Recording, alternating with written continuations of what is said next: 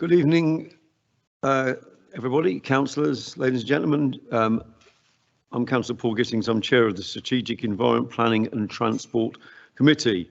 Obviously, welcome to tonight's meeting, which councillors are required to attend in person following the expiry of the Coronavirus Act regulations, which permitted online meetings.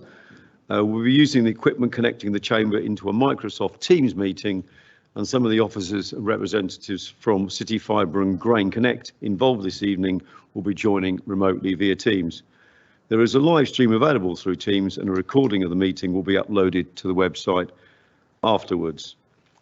Okay, so that's got over the technicalities of the evening, and so we can move on to item 1, which is declarations of interest. Are there any declarations of interest? Councillor Challenger. Thank you, Chair. Outside of my council work, I work for CK Hutchinson 3 UK, and City Fibre is one of our partners. Thanks, Councillor Challenger. Move on to item 2, minutes of previous meetings, which is the 3rd of March and the 25th of May 2022, and those are on page 5 to 14 of the agenda. All noted. Any matters arising from those? Any points of query? And then item 3 is the minutes of the meeting of the Traffic Management Subcommittee, 3rd of March and the 15th of June. It's obviously the most recent one, pages 15 to 30. And item 4, minutes of other boards, which is the Joint Waste Disposal Board, AWE Local Liaison Committee and the Reading Climate Change Partnership. And it's pages 31 to 50. Okay. Item 5 is petitions. I've received none, so no petitions, so we can move on to item 6, which is questions from councillors and members of the public. And there is a question from a member of the public, Caroline Lang. So I'm just looking here, Caroline Langdon. You're going to ask the chair of the Strategic Environment Planning Committee a question. So Caroline, if you could come to the little microphone there. Thank you, Chair. Thank you, Chair. A bit depressed because I've just walked past the Horn empty, the Co-op Bank empty, and another empty shop on my way here. So here's my question. The Rising Sun. Can you hear me okay? We can, indeed. I would like to ask why the council is allowing the Rising Sun pub to remain in the shocking state it is. Broken windows, doors, see my pictures, my prize-winning pictures. And what on earth could it be like inside? Why not tackle the owners of the building and force them to take action immediately, and the same with other pubs? Thank you. Okay, thank you, Caroline, for that question. I'm going to invite Councillor Lang, the Lead Councillor of Planning and Assets, to make a response on my behalf. Thank you, Chair, and thank you, Ms Langdon, for your question. The Rising Sun Public House dates from 1877 and was added to the Council's list of locally important buildings and structures in 2017. The first floor in particular has decorative brickwork, tile work and tile hanging, which is a common feature of Reading's Victorian architecture. The building is by Aubrey and Brown, a noted architectural practice in Reading. The Rising Sun is a building with a townscape value and occupies a corner site opposite the statutory listed park of Forbury Gardens. The status of being a locally listed building, a non-designated heritage asset, means the council does not have the same powers to enforce the owner to protect and preserve the building inside and out, which would have been the case if the building was listed by Historic England. However, I and officers agree with your concerns and have been exploring using other powers available to the council. I am advised that the planning enforcement team and the conservation urban design officers have, as a first step, sent a letter to the owner to arrange a meeting on site to determine what needs to be done to conserve the exteriors of the building. The letter makes the owner aware that officers are considering serving a Section 215 notice to require that the site is tidied up if it is not possible to encourage the owner to take action voluntarily. Thank you, Chair. Thank you, Councillor Lang. We've got a supplementary question. Yeah, thank you. That's a lovely, interesting answer. I didn't know all that. It's wonderful. Thank you. Very useful. I would just like to ask if it would be possible to put a notice up with some of this information, because it's really important, I think, for the public to know that. Would it be possible to put a notice up with some of this information on it to show that something is being done about it? Thank you for that. Thanks for your question. Councillor Lang? I'm sorry, I can't really answer that question, but I will ask officers. I do doubt it. I mean, I took a walk down there today and had a look for myself. It is in quite a tatty situation. It's got a nice crop of buddleia growing out of it, I think, at the moment. So I shall ask officers and keep you updated. Thank you, Councillor Lang. Okay, we can move on now to the councillor question part of the agenda. And Councillor McElroy, I know, is not with us this evening. I think he's still away. So I'm going to invite Councillor McGonigal to ask the question on his behalf, which is about parking on green verges. Councillor McGonigal, over to you. Thank you, Chair. It is my understanding that the Council has no formal policy or process for preventing or removing vehicles from parking on green verges. This means that instances of this behaviour are difficult to resolve. Officers believe there to be a number of tools that we could use. What is the Council doing to rectify the fact that an absence of policy in this matter means that these green spaces are vulnerable to being turned into mud baths? Thank you. Okay, I'm going to invite Councillor Page, Lead Council for Climate Change and Strategy and Transport, to make the response on my behalf. Thank you, Chair, and I thank Councillor McGonigal for asking the question on behalf of Councillor McElroy. Civil enforcement officers can issue penalty charge notices for verge parking if there is a relevant traffic regulation order on the carriageway, such as double or single yellow/red lines or a loading ban. This does not necessarily apply to a clearway marking, for example, bus stops, school zigzags, etc. And also the verge needs to be adopted highway land. For highway verges with a relevant traffic regulation order and where waiting restriction is not appropriate on the carriageway, we would need a specific no waiting on the verge TRO and signage to enable enforcement. And this is not without its challenges, particularly in areas where there are driveway accesses across the verges. Restrictions on verge parking would only be appropriate in places with significant evidence problems and where other physical measures are not appropriate deterrents. All of the above is contained within nationally recognised legislation and does not require a specific local policy. Members of the public can report any vehicle believed to be parked in contravention of restrictions via our website, and the details are given in this answer. Reading Borough Council has established processes for considering requests for changes to waiting restrictions on the highway, such as the Waiting Restriction Review Programme that is reported on a regular scheduled basis to Traffic Management Subcommittee. The Council has also been trialling some alternative methods of discouraging verge parking, such as rewilding and tree planting. These methods will enhance the street scene for residents as well as being green and encouraging pollinating insects. In terms of aesthetics, accessibility, maintenance costs, risks, and the Council's climate change ambitions, these methods are all preferable. And I would just add, Sam Sheen and his colleagues are doing a very good job in additional tree planting alongside our road resurfacing programme, wherever possible. Finally, it is also worth referring to the continuing and protracted review by the Department for Transport on managing pavement parking. Between August and October 2020, the DFT consulted on 3 options to tackle pavement parking, either at a local authority or national level.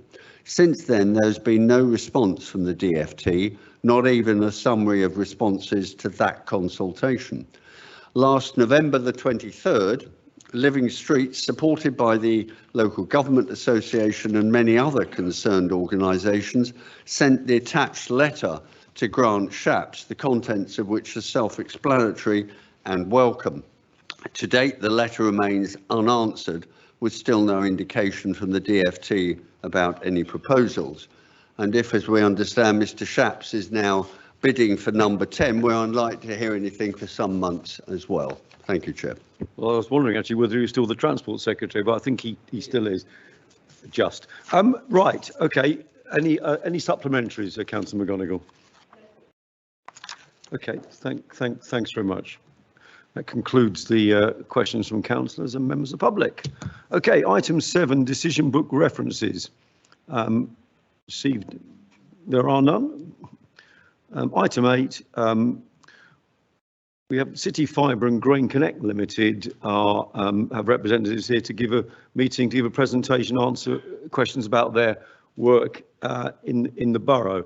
We're very kind of them to attend, to give a presentation. Obviously, there'll be some questions afterwards. We have from City Fibre, Stacey King and Paul Wilson. Good evening. And from City Fibre, Peter. No, sorry. No, so it's Stacey King and Paul Wilson are from City Fibre. And sorry, I said Paul, sorry. Yeah, right. And Roy Griffith is online from City Fibre, and from Grain Connect we have Peter Murphy as well, and he's also online. So we're going to have a presentation from City Fibre, and then we're going to have questions to both those operations if that's in order. So hopefully that's all clear. So over to you, Stacey, for your presentation.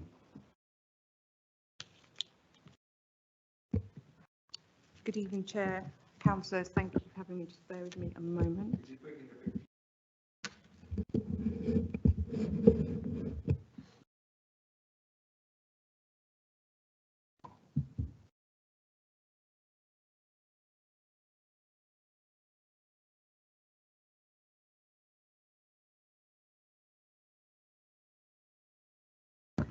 Up on the screen.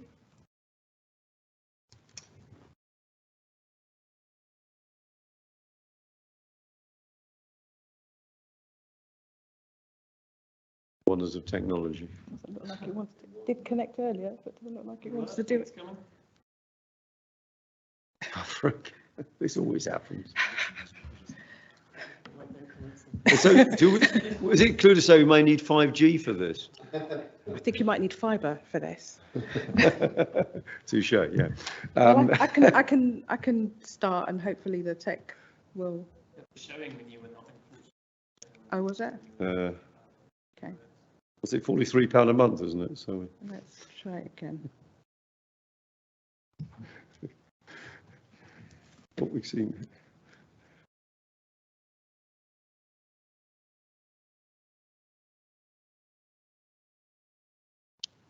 Seems to have shut down for some reason.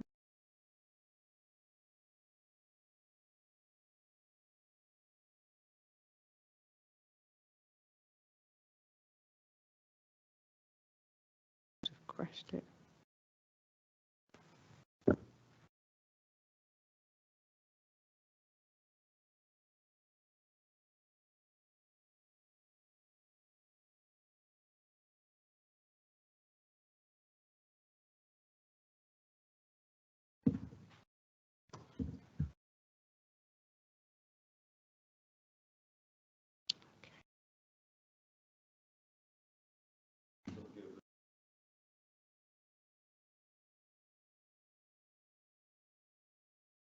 Try it again.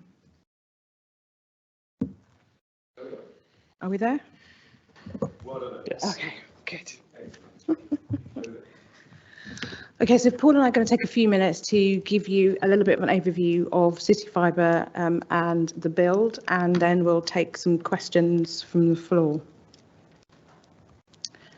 So City Fibre, we're running a national programme. We are the second largest infrastructure communications provider in the UK now. And our mission is really very simple: to bring first-class, state-of-the-art broadband services infrastructure to Reading. And as I said, it is a national programme, so we're actually in 285 locations nationally, and we are currently building in around 70 of those at the moment. It's really important, having obviously all of us just been through the pandemic, we can kind of all appreciate the reason why we need really good digital infrastructure. It's really good for the economy, it's good for us in terms of our personal lives, and helps keep people connected. And it's fair to say that the UK actually lags behind in this. And that's part of the government's mandate, that around getting 85% connectivity available throughout the country. And a number of the places that we are looking to deploy in are actually part of the levelling up agenda.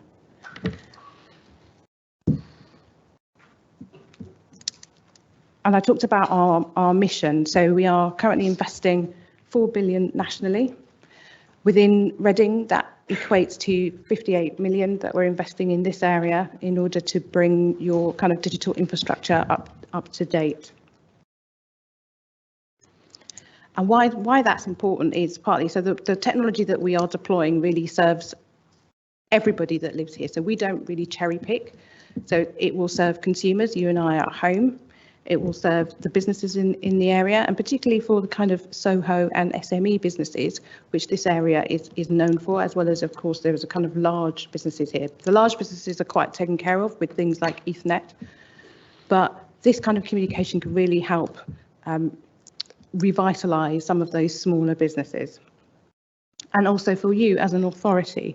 So your kind of public sector networks, they can be served by being connected to this and how you serve your community. So we all know that things are not getting cheaper, and this is a way of helping to reduce costs. It's a way of serving communities in a different way, and the residents and businesses having equal access. It's also a way of bridging that digital divide, and we saw within the pandemic those areas that have good connectivity had a very different experience to those areas that don't. In terms of how we build the network, I'm going to hand over to Paul to cover that section. Thank you, Stacey. So, as Stacey mentioned, we are building an entirely new digital infrastructure. That means building network that is fit for obviously today and hopefully for decades to come. So we're doing a once in a generation upgrade of digital infrastructure in Reading and the other cities and towns that Stacey mentioned. What that means is essentially that, yes, we are deploying brand new networks. So we are digging up the streets, building a core network that can scale for everything that can possibly happen in the future. And obviously we want to do it right first time and not have to dig up the streets again. We understand the level of disruption it can cause. Key thing to mention, I suppose we're aware of that, but we also try to leverage existing assets wherever we can. So under some of the regulation implemented by this government, we are able to rent space and infrastructure from Openreach, the part of BT that deploys the last mile network. That means that we can be much less disruptive where that infrastructure is appropriate for us to use. So we use existing poles and ducts, which means in an awful lot of cases we do not have to dig up the streets and we can be away from those areas much quicker and with much less disruption. As Stacey said, we're building the network for businesses, consumers, the public sector, and everyone in between. So we're delivering to over 100,000 premises across Reading. That our definition of Reading covers both Reading Borough Council, Wokingham and West Berkshire. But by the time we're completed here, we expect to have delivered to over 100,000 properties. And we don't exclude properties. When we come to a city, we are building to everywhere we can possibly go to within the public domain. Yep. So what this slide really represents is, so while we understand how disruptive the works can be in terms of the short term, actually once people get the service, they're really satisfied with it. They really like it. They don't, you know, you don't get the buffering, you don't get the wheel of death, as I like to call it. We've seen it. Yes, you've seen it. That we don't have on the City Fibre network. And it just works. And frankly, as consumers, that's what we want. We want the technology to just work. We want it to plug and go. And one of the advantages of the network is it is a wholesale network. So what that means is we as City Fibre do not sell to you as end users or to end users. And we have 36 different ISPs within the network. Now, not all of those ISPs serve every single city. So for instance, Reading, there are 5 ISPs currently live on the network within Reading. So Vodafone, for instance, TalkTalk are here, Zen are here, GigaNet are here. So you have quite a choice for different budgets and different requirements to help for residents and businesses to choose from, which is really important in terms of, you know, making sure that people can get the service that they want at the price point that they need. And we talked a little bit about kind of that competitive market, and that's really important, I think, particularly as we try and come out of the pandemic and we are looking to revive the economy. Having that choice and having that competitive market is really important for us as consumers, apart from anything else. And we did some independent research was taken by Hatch that looks at the investment that we are making within Reading, that 58 million that I talked about. What might that look like? So in 15 years' time, it is estimated that we would expect to see £1 billion of kind of economic growth because you've got a much better digital platform. And that's in things like IoT, smart cities, all of the things that we kind of see and feel happening right now. So having this upgraded digital infrastructure is really important for our economic growth of the area. And that's where we were going to leave it from the kind of formal presentation. So at this point, I'm happy to take any questions. Well, yeah, thanks very much for that. I am going to ask Peter Murphy, who hopefully is hearing me online from Grain Connect. If you want to say just a few words, I mean, obviously, we understand the sort of the basis of the benefits that I think have been outlined there by City Fibre. I just wanted to say a bit about your operations in Reading, which I think are about to start, Peter, and then we'll do some questions. Is that okay? Okay, yeah, thank you very much. Not a problem. Good evening, everybody. So Grain Connect would very much like to bring our own broadband to some of the residents of Reading. We do target a certain demographic because we're the cheapest ISP in the UK. So we offer the same speeds as everybody else, but probably at half the price. We're not the size of City Fibre. We're not looking to cover the entirety of Reading. We'd probably looked at 10 to 20 phases, which is probably 10 to 20,000 properties. But our initial plans are just for about 6,000 properties in 6 phases.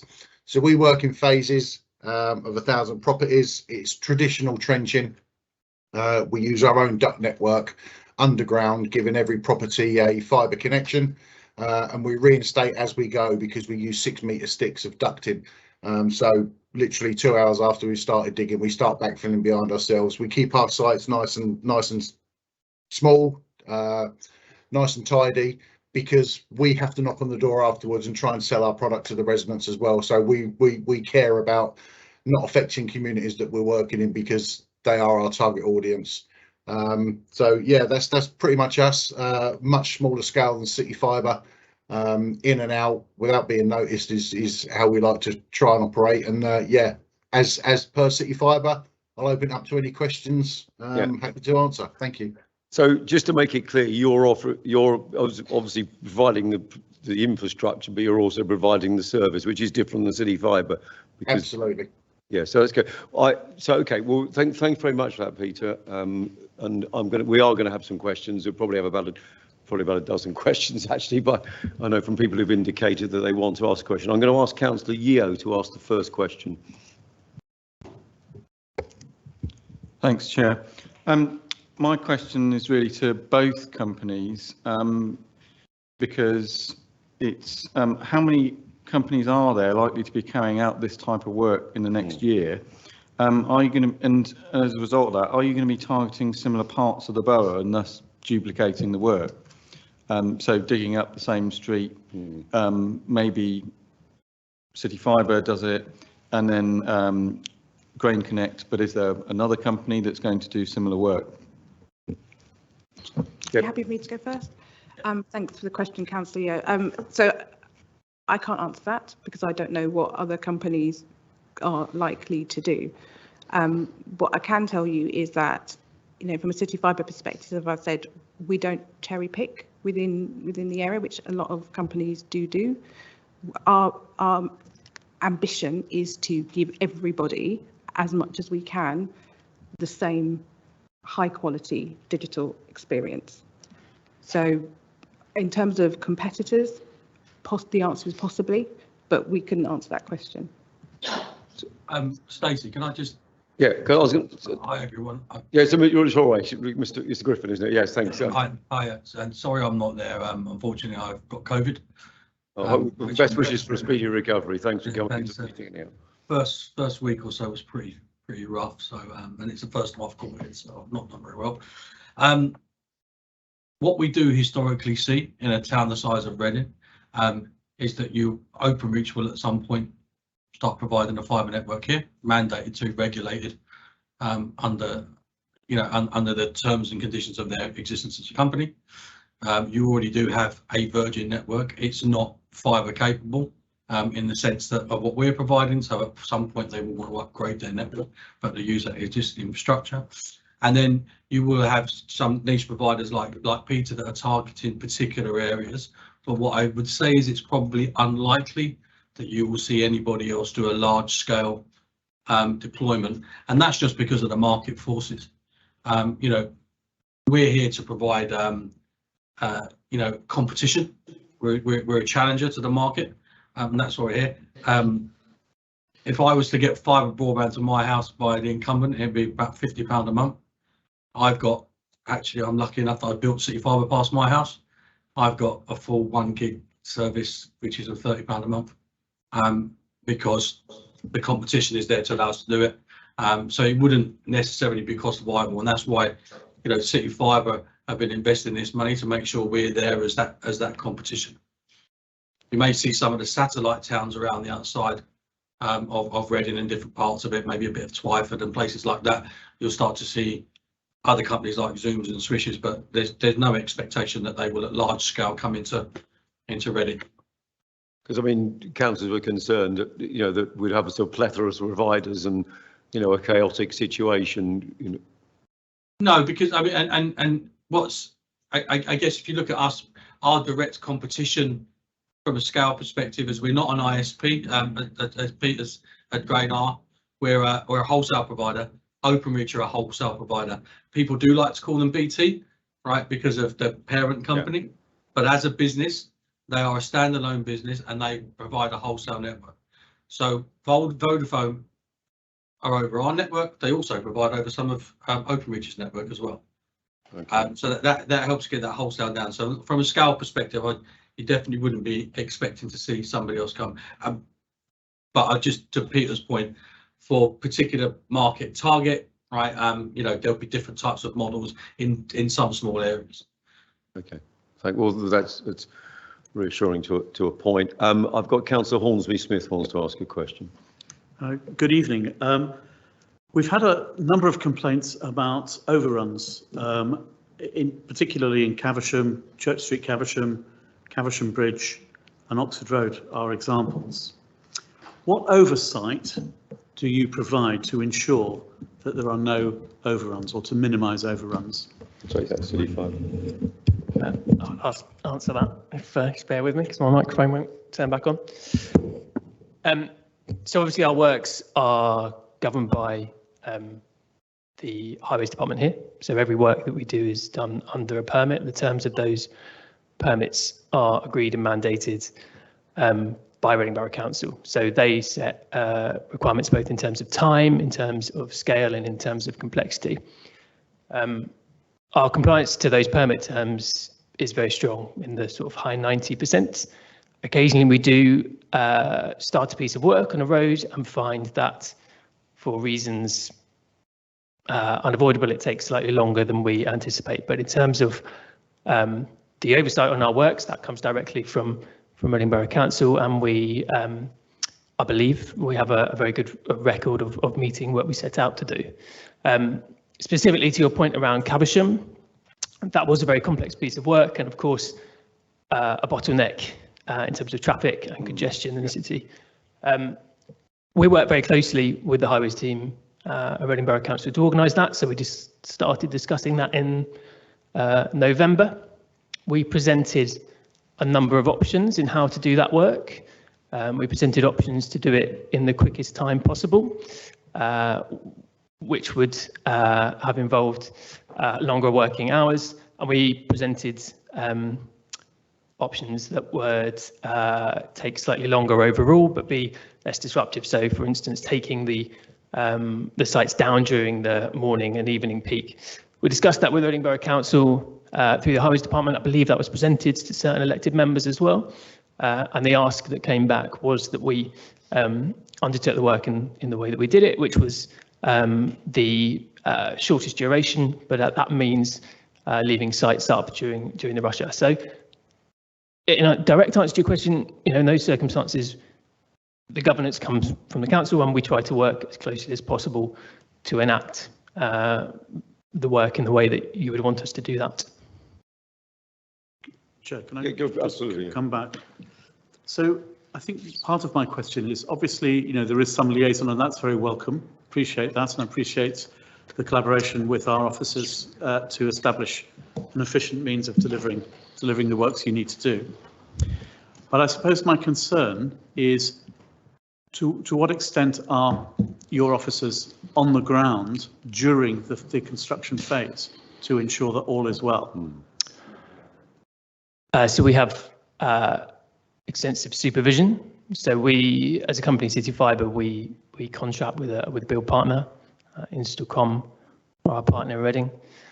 So supervision comes direct from this, and where we have things like complex traffic management, we would use specialist traffic management companies, as we do in Caversham, who would have their own supervision of sites. So, for instance, if things like traffic lights were to stop working, we'd have people directly responsible for those situations.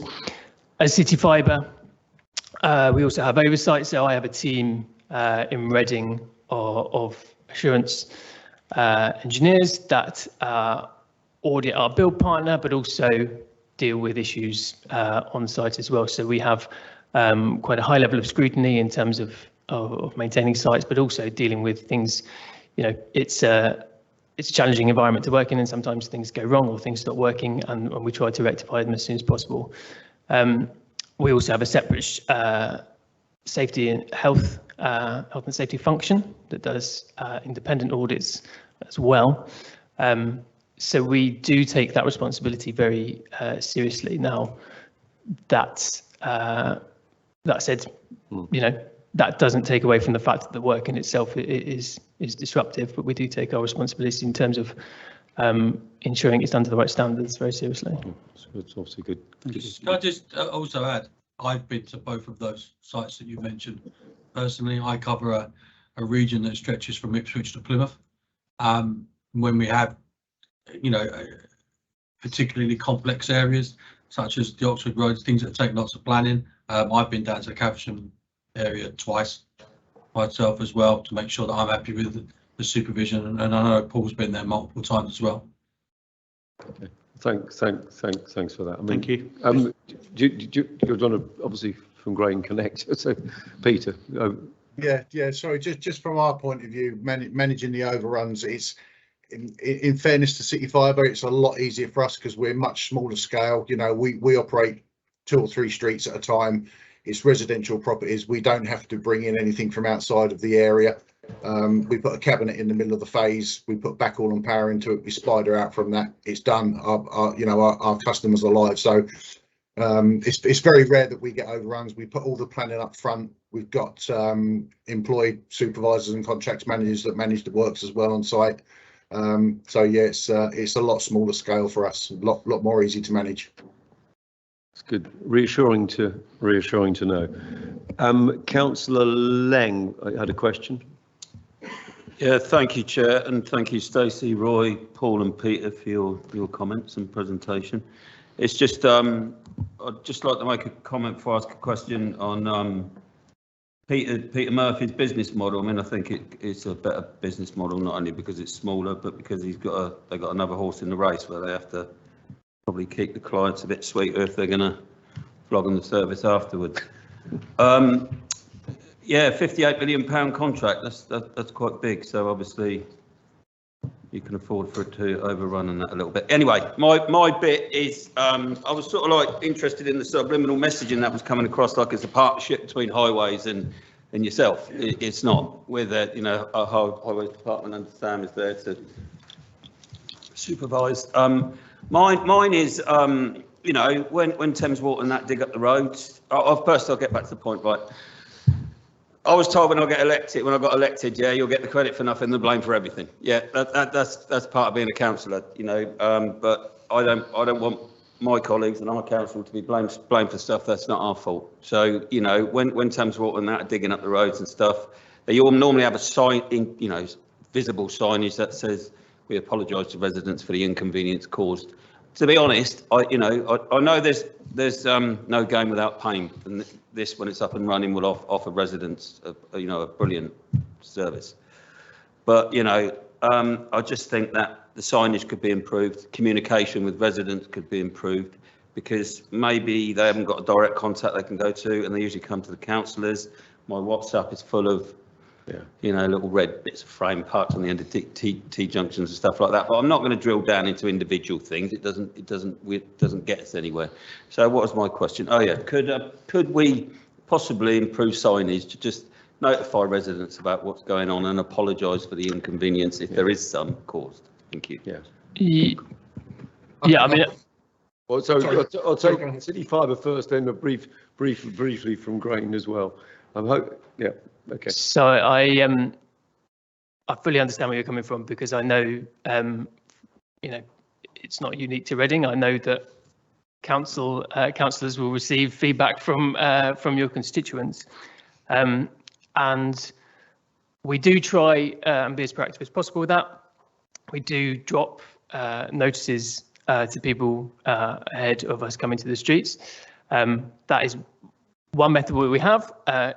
I would have to say they don't always get read, unfortunately. We have other marketing through social media and things like that.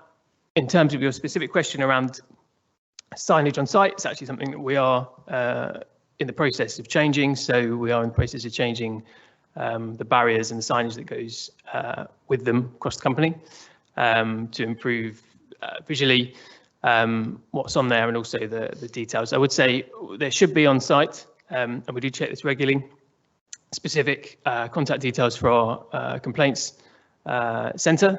So the details should be there, and we've got a process that deals with them pretty effectively when they do come into us. But I do appreciate that doesn't stop them coming into councillors as individuals. So Peter from Grain Connect, you're going to tell us that you're doing the same or better?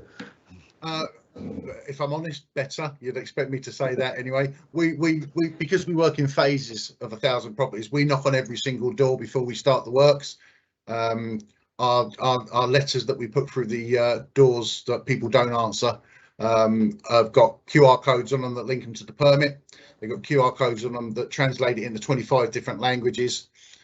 We always display courtesy boards with our customer service number on it. We put up lampposts, advanced warning signs. It's critical to us that the residents that know we're coming, because we have to sell our product, and it's critical to us as well that we don't annoy the residents, because if nobody buys our product, we haven't got a business. So we go the extra mile to make sure that they are happy, they are informed, and we try our damnedest to get past as many properties as we can in the shortest amount of time with the least amount of disruption, ensuring, you know, we polish these streets before we leave, because we can literally knock on the door and say, we finished working in your street, it's cabled, you're live, would you like to sign up?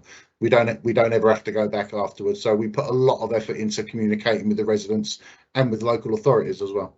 Okay. Can I just add something here as well? We actually release homes at 400 a time. Okay. So we have to do exactly the same thing. We have primary known areas. They're 400 homes. Within anywhere up to maybe about 4 weeks from us finishing, people are connected. And I can tell you that's true because I was outside of my house. We do that. We do the letter drops. Our gangs will knock on the door. Obviously not everyone's in at the time that we do. I would say that when you look at social media and we look at Facebook groups and as such, we do get people saying, I can't believe they turned up down their street. I also do see people write back, well, I knew they were coming because they put a letter through the door. Right, and on particularly complex ones, sometimes we put the letter through the door 2 or 3 times, and we do knock on the doors as well. So you know, and we are not, you know, Openreach tends to do 5,000 to 10,000 homes at a time and release a whole area.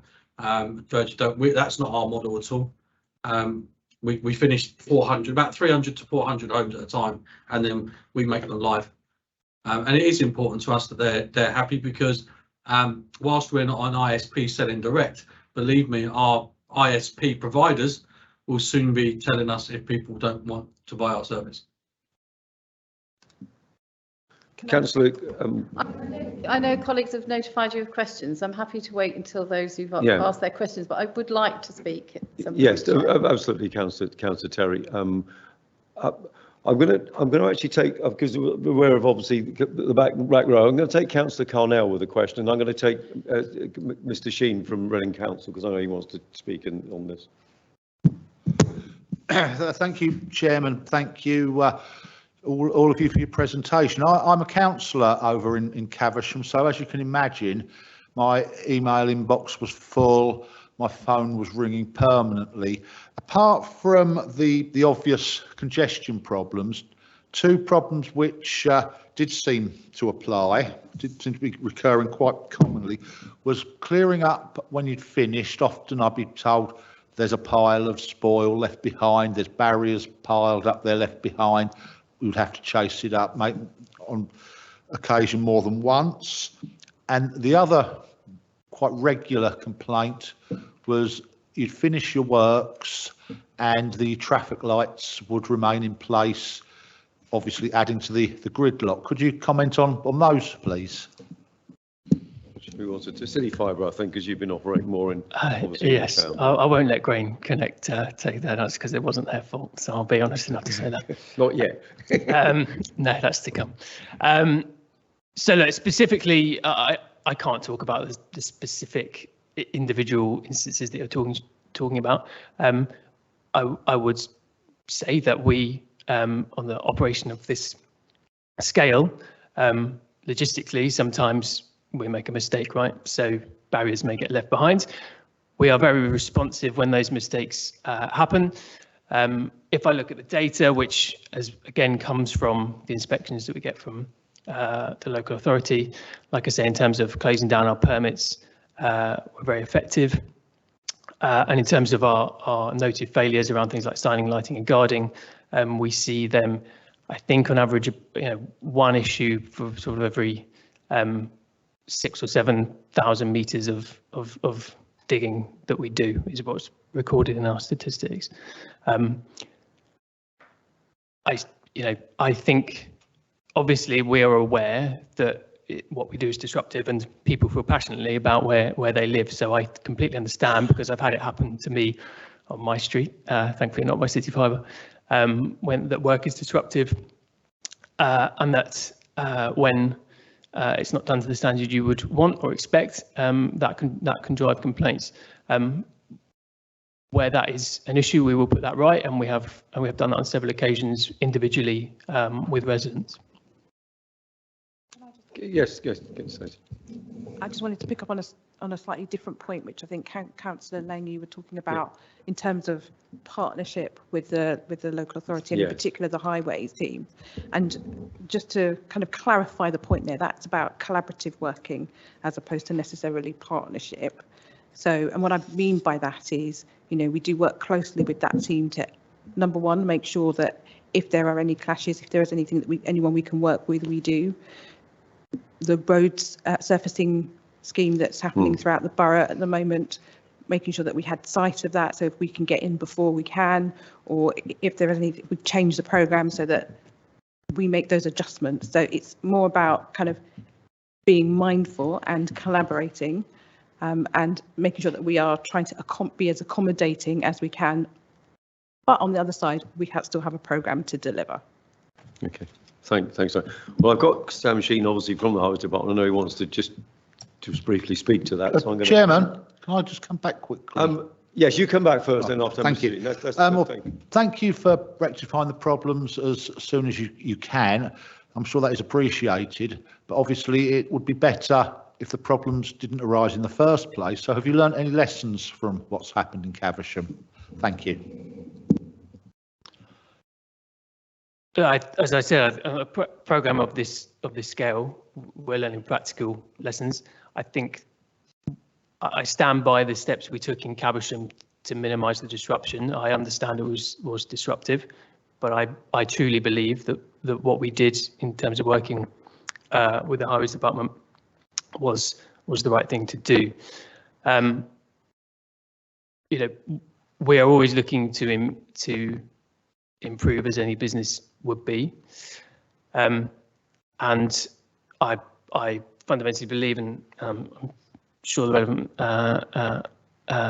comments will come, but we can clearly show a continuous improvement through the programme in terms of the inspections that we receive and the level of complaints. So, to answer your question specifically, yes, there are plenty of lessons we learn every day in delivering the network. Specific to Caversham, I don't think they're necessarily different to anywhere else in the build. I think one thing I would just add to that around the I guess lessons learned or how we develop. So one of the things that we did do when we were in Caversham was because we knew it was going to be quite a sensitive area, and actually one of the things that the highways team were quite keen that we did was to make sure that we went out and did pre-warning. So not just the communication through the door, but things like we went on the radio to make sure that we reached a wider community. And then subsequently, when we did Reading Bridge, for instance, we increased that. So we went to even more radio stations and local newspaper outlets to make sure that people were as aware as they possibly could be that this work was happening. Okay. Can I invite Mr. Sheen to make a few comments, questions? Yeah, thank you, Chair. I'm Sam Sheen. I'm the Highways and Traffic Services Manager. I know Stacey well. We've spoken many times. And you're absolutely right. There is a collaboration between my highway officers, my highway inspectors and your teams. But I've only got 4 highway inspectors and they can't be on every single job of yours at any given time. So there's a lot that your team need to do. I think I'm going on from Councillor Carnell's comments as well. I know that you're a conscientious company. You have a very good health and safety record. You have training programs, and you've provided your method statements, which we agree with. There's nothing wrong with that at all. But we have been here we've been here before, and hence why you're here tonight. Our members are facing daily contacts and pressure. So. You came into the office with install the com, and you met with Councillor Page and Rowland, and you provided assurances how you're going to improve the lessons learned thing. And you did a comprehensive program. You had an enhanced training program. You brought in additional supervisors. You brought in additional vehicles to make sure that the spoil gets taken quicker. And there was a good program, and things did improve. Absolutely. But now we're several months later down the line, quite considerably later, to be honest, and things have gone back to slightly before our meeting. So the question really is, we know you can do it. We know you've got the right procedures in place, but it seems to me that you have a big staff. You've got a lot of staff. You've got a large area to cover. They come and go from Reading. They're not the same people. So what are you doing to provide assurances to the councillors here who are facing this daily that you are actually going to bring that improvement program regularly to the front, to the fore for your teams, so they can regularly don't lose sight or focus on what their day-to-day run is and how they can reduce the impact. Yes, there's letters go out, or so they say, and I've got the same problem when I issue letters for road resurfacing. I know it's difficult, but it needs to be done. So the idea is, what assurances can you give our councillors that you're going to reinstitute that improvement plan and provide the additional supervisory staff like you did previously, so that these kind of issues can disappear? And the second thing I just wanted to quickly ask was that Councillor Rowland was passionate about conservation areas, and we had the discussion at our meeting that in future ones you would be looking to have a single cable coming from a pole to an HMO property instead of 8 or 9 cables, because in the road that she lives, you may remember there's 60 or 70 cables coming off the pole above her house that you can hardly see the sun. And are you actually doing that at the time you committed to doing that? And I'm hoping that Grain Connect are also picking this up, because I think that you've got a box, you can have one cable that they can split it on the building to 8 or 9 properties rather than have 8 cables in the air. So I'm hoping that you can tell me that what is what you're implementing. So it's quite essential. And also, is there some kind of disconnect between you and Instacom in the sense of, being the contractor? Is that some of the problems? But if you could answer those questions, obviously, fine. At the training, the Sam Sheen has said there's been some problems and they've mounted in the last couple of months. Thank you. I agree with everything you said and the steps that we took following that first meeting. I would say, if you look at the data, then I would stand behind the fact that the improvement is still there. So, in terms of the inspections that all inspectors carry out, the number of defects per kilometre, the number of reinstatement defects per kilometre, the number of past inspections over recent months is better than we were over the proceedings. So I see a general trend there. Now, that's not to say that there aren't individual issues. I would also say that, listening to the feedback from the councillors, sometimes those things aren't necessarily linked. So where we are most disruptive, not necessarily where we are working, where we have issues around quality or safety, which are thankfully very rare, but where we are most disruptive is obviously what drives the most volume of complaints and contacts from your residents. So if I was to answer that question, it would be, and it's back to the previous question and response, is that, we, as Stacey said, looking at areas where we can see that we're most disruptive, so Reading Bridge being an example, we try to take that level of contact and communication even higher than what we previously did in order to drive that sort of contact down or complaints down. So we're always looking at it, but I do stand by the fact that I think that the steps that we have taken throughout the programme are still happening.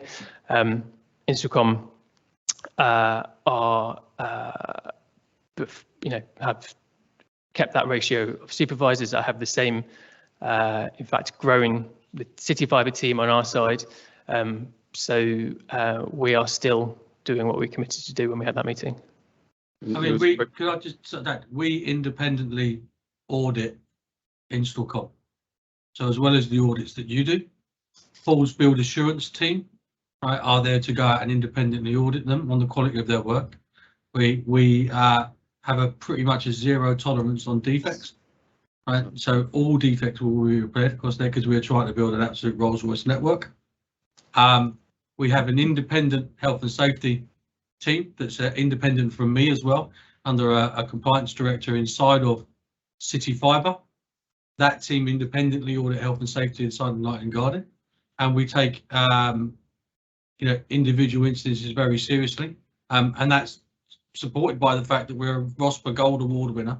And just to put that into context, this is singly one of the biggest infrastructure undertakings being done by this company in a generation, and to be able to achieve that high level of safety award, I would stand up against any other utility company that you have operating in your borough at the moment. That being said, we will take every single incident or anything that you see personally and seriously. And as Peter alluded to earlier, we're only as good as people's opinion of us as they leave. But it is discussed at exec team level and reported every single week on every single city and every single build partner, right up to our CEO, right, on how we're complying against our quality, health and safety audit, our strikes, etc.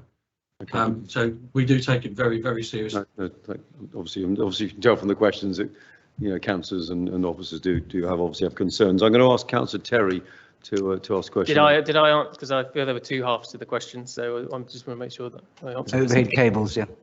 Regarding the conservation areas, so again, we have worked through the Oxford Roads conservation area.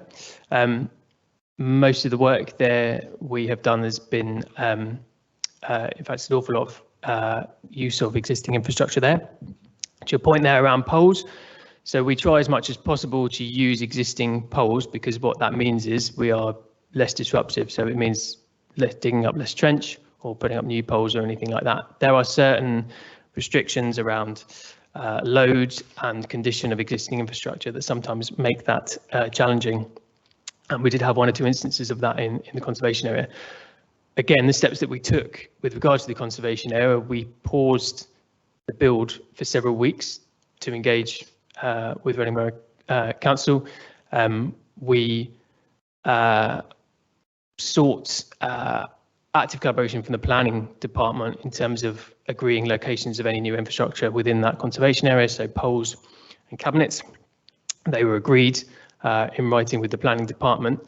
Now in hindsight, I understand that that's one element of the council, but that's the route we were guided when we asked the question. So we did take extensive steps to make sure that we were following the process. And as you can appreciate, that process is not the same in Reading as it is in West Berkshire or Wokingham or any other council across the country. So we do absolutely try to make sure that we minimise the impact. To your specific question about the poles, again, we have, yes, absolutely. When it comes to multiple dwelling units, we generally provision them by taking a single cable from the pole and then placing a small box or a unit on the building and then taking connections from there.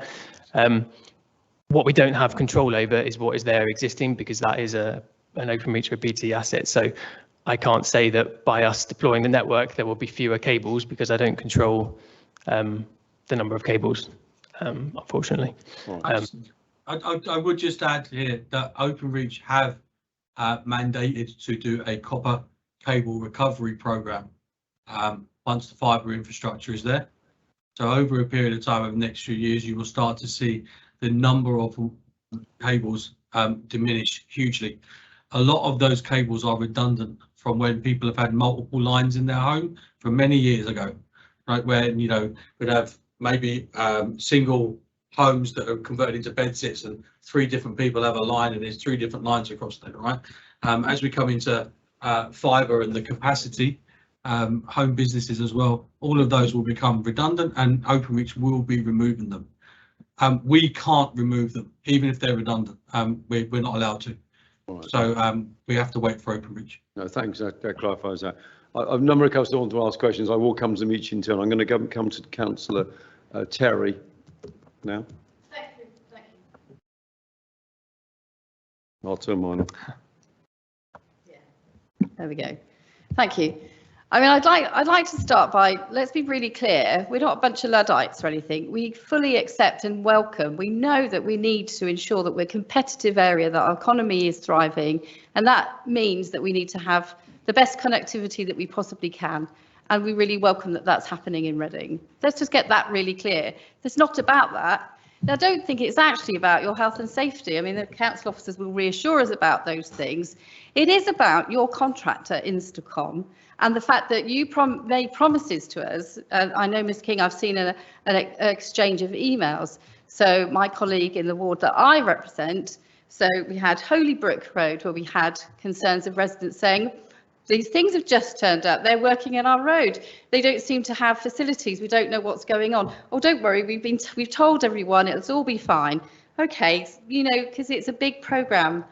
We're the council. We do things. We know it doesn't always go right all the time, and we have to deal with those things. So, you know, it's early days. Something's happened. There's been a response. It will be fine.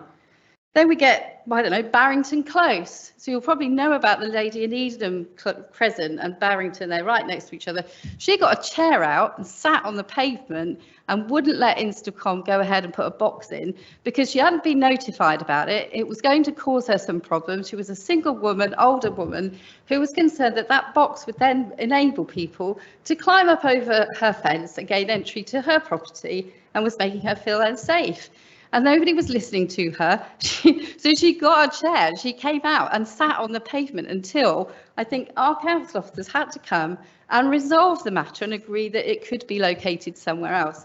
Just round the corner, Instacom, your contractors left rubble and a mound of earth on the driveway of a household, not on the pavement, on his driveway, inconvenience him. He was a 90-year-old man who was really anxious and worried about it. Now, I contacted Sam Sheen's department and they went out and collected it and took it away.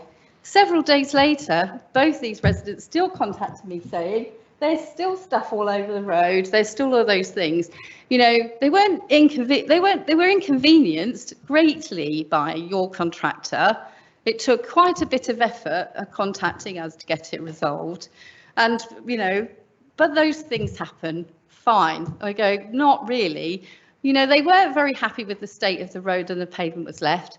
One of our inspectors went out and we all agreed, because I'm a reasonable person actually, that, you know, that's just what roadworks do sometimes. It's just that they were so upset about the whole process to start off with. They actually wanted a perfect job and the world isn't perfect. And the way in which finally, eventually, the area was cleared, we accepted was acceptable. But not until quite a lot of things had gone wrong. So we thought, well, that's a shame because that's not any more early teething problems. So there's Eden Crescent and there's Barrington. Wensley Road, I got contacted by people concerned about the way you were digging up and the way barriers have been left. But on balance, I didn't consider it as bad as some of the other things. I didn't make much of a fuss about it and reckoned that, you know, your contractor would be back and sort it out, and they sort of did. Berkeley Avenue, one of our residents, this is the one that made the press. Remember the chap who couldn't get out of his house? Because suddenly one day barriers had appeared in front of his property and he couldn't get out. Oh, but that's right. He probably didn't read the communications that you posted through his letterbox. You just said our residents were at fault. They didn't read the notices. They didn't get them. They didn't get them. Brunswick Street just recently happened. Email from a resident. I've been on holiday, I've just been finding this. Closed our street, no comms, and then didn't do anything. Now, I think this one eventually got resolved a bit more quickly. I think because we contacted our staff and said, this seems madness. We got a notification. We were told that they'd have to close the road. We understood that. So one way in, one way out. But when people have paid to go away for the weekend and then get a late call telling us the road's been closed, we had no communication. I'm supposed to be going away. I don't know where to move my car and how to get out to go on the weekend holiday that I've paid for. How are we going to resolve it? Now, my issue is that this is over since March. This has been going on. These are not all of the contacts that I've had. These are residents who, what you're telling me, they didn't get a notification, they didn't read it is what you said, they didn't get them, they weren't told in time, they didn't get timely information. Yes, I know we've collaborated, it is our statutory responsibility actually. You've got the national contract to do all this, it is our responsibility as a council to make sure that we liaise with you on making sure that roads are closed, that safety and all of the things that you've talked about, but you're missing the point. You haven't just inconvenienced people, you've upset them. You haven't communicated properly, you haven't explained to them what's happening properly, and maybe not in every instance that's absolutely true, but the general impression of the residents of Reading is that your contractor, because they do see it's Instacom, that's who they talk about, and we know that it's under your contract. But therefore, your reputation by association is not very good because we have to tell them it's you and that you've got a national permit or license to go and do this. And actually, we all want it. And at the end of the day, we're all going to benefit from it. And we're really glad about that. But the reason you're here tonight is because we have had so many calls that say that the things you've been telling us tonight are just not correct and not true. Not all of our residents can be ringing us up and telling us these things and it not be true. We know that, so that's why we're here. And what I'd like to see is a little bit of acceptance that it's a complicated, no doubt, challenging job that you've had, and we would all like to recognise that. But at the end of the day, I think our residents expect us to stand up and speak on their behalf. And let me tell you, I'm speaking on their behalf. They've had a terrible time, a terrible experience in many, many cases, not in all, but in many, many cases. And it would be quite nice if you'd perhaps accept that you might go away and rethink about your customer care when it comes to doing these sorts of programmes. Thank you, Chair. Okay. Can I just make a just one comment? Right, so I'm going to take that on board. Absolutely. Right, I'm going to go away with the team. I'll provide you with tracking evidence of every single letter dropped through every single door, because we track it on apps, right? And that's what we will do to prove it, because we pay for the letter drops to be done. I'd also like to point out that we've dug 183 kilometres worth of trench in Reading. 183 kilometres worth of digging. If we were causing this level of complaints in every single street, we would be here long before this. However, right? However, I do accept that it's all about individuals, and we do have gangs. We do have gangs, and we have had historic gangs who have blocked off residents. It's contrary to what they're trained to do, contrary to what all of the rules say, and they have done it. We have removed those gangs from this build, and they do not work here anymore. And that's what we will do when we find out those instances. On something of the scale of digging 183 kilometres worth of trench, we do have incidents, but they are city fibre. So to your point, we don't abdicate responsibility for this. This is a city fibre build. Installcom are just the people we're using to build it, but we have to take that responsibility, and we will. So we will take that feedback away. We always welcome specific examples. It's very difficult for us because we've had, and I sit across somewhere around 15 to 16 cities at the moment. So I ranging from as far down as Plymouth, Ipswich, all different scales, small cities, large cities. When we invariably go and check, did we communicate, did we put letters through people's doors? We invariably find that we did. Now, I'm going to be honest, I'm going to be from myself. If I was complaining to somebody, I wouldn't say what's in the letter. And you know what? People don't see it. We don't look at the junk mail. Maybe that's something we need to look at, is whether there's other methods or means that we can do other than letter drops. Letter drops is an industry standard, not just for us, but for all utility sector. That's how we actually currently at the moment communicate. I think, Stacey, we can have a conversation if there's more that we can try and do around social media to try and get people's attention. I think that I was going to say, interrupt you, I think that would be welcome. I mean, Councillor Terry's a ward colleague, and I also received those complaints, and and people were very distressed, particularly elderly people, about that type of activity. So that does need to be addressed, I think, and that's a common theme across, for all councillors. I understand it, and look, I do understand it's disruptive, right? If you haven't seen that mail when suddenly a guy's turn up with a digger outside your house,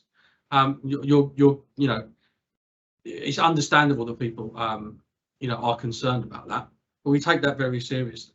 So yeah, like I said, we'll take that away, and we'll see if we can think of any other ways that we can inform. Okay, well, look, thanks. I mean, obviously, I think every councillor here wants to ask a question. I'm going to take them in turn. I'm going to ask, Councillor Cross to ask a question. I think this may be directed actually more at Grain. Thank you. So my question, first of all, is to Grain Connect.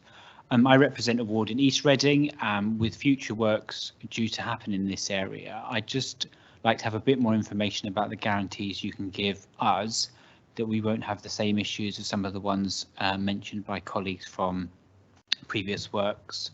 And just also specifically with reference to East Reading, are there any specific local risks that need managing in terms of particular pinch points?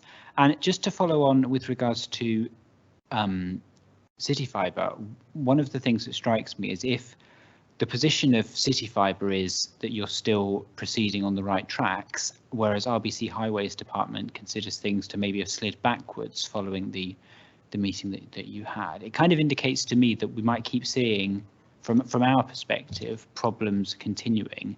So my query is, one of the things you said about KPIs was things about, health and safety and quality of work, but there's also, are you monitoring the right thing? Because a lot of the stuff that we're getting complaints from residents isn't about that sort of thing necessarily. It's about disruption, it's about timescales. So I'd appreciate some clarity on that, please. Okay, I'm going to ask Grain Connect to ask them perhaps a broader thing to City Fibre, because there was two separate questions there, really. Okay, thank you very much for the question. Obviously, with regards to complaints, we haven't started yet. And, I wouldn't sit in front of you guys and guarantee that you're not going to get any complaints. What I would say is that we're, and I alluded to it earlier, we're much smaller scale. We're doing 2 or 3 streets at a time. So we put all the planning up front. Comms is absolutely key to us. So we go over and above to make sure that the residents know that we're coming. We do letter drops, we knock on the door. We put a letter through the door a week before we're going to dig that street. Sometimes we might need cars moved, etc., etc. With regards to pinch points, obviously we're still waiting for the okay from you guys to come in. I know the streetworks team has said we can start submitting permits, but before this meeting, then we haven't actually put a date in the diary to come to Reading.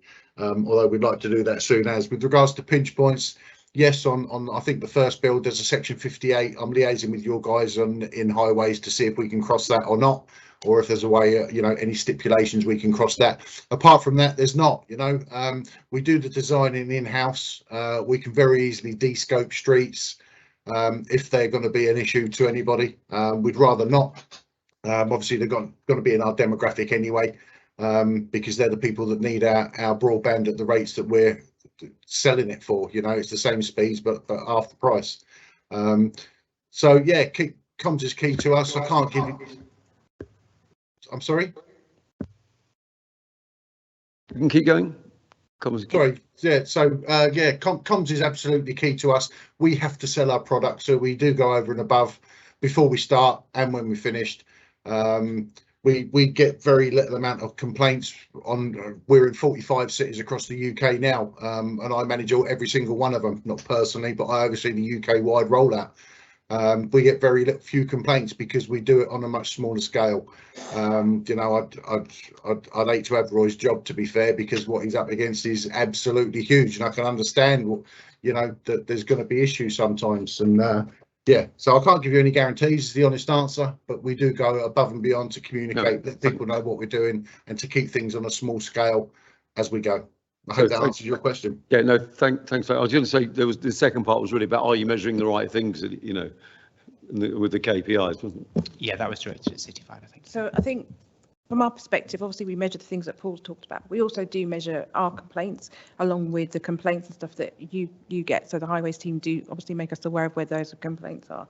And Councillor Terry, I want to just acknowledge what you said, and we are looking actively at all of our communications. I think the disruption is inevitable with a programme of this size, right? But as Roy said, we are continuing to look at our kind of communications process.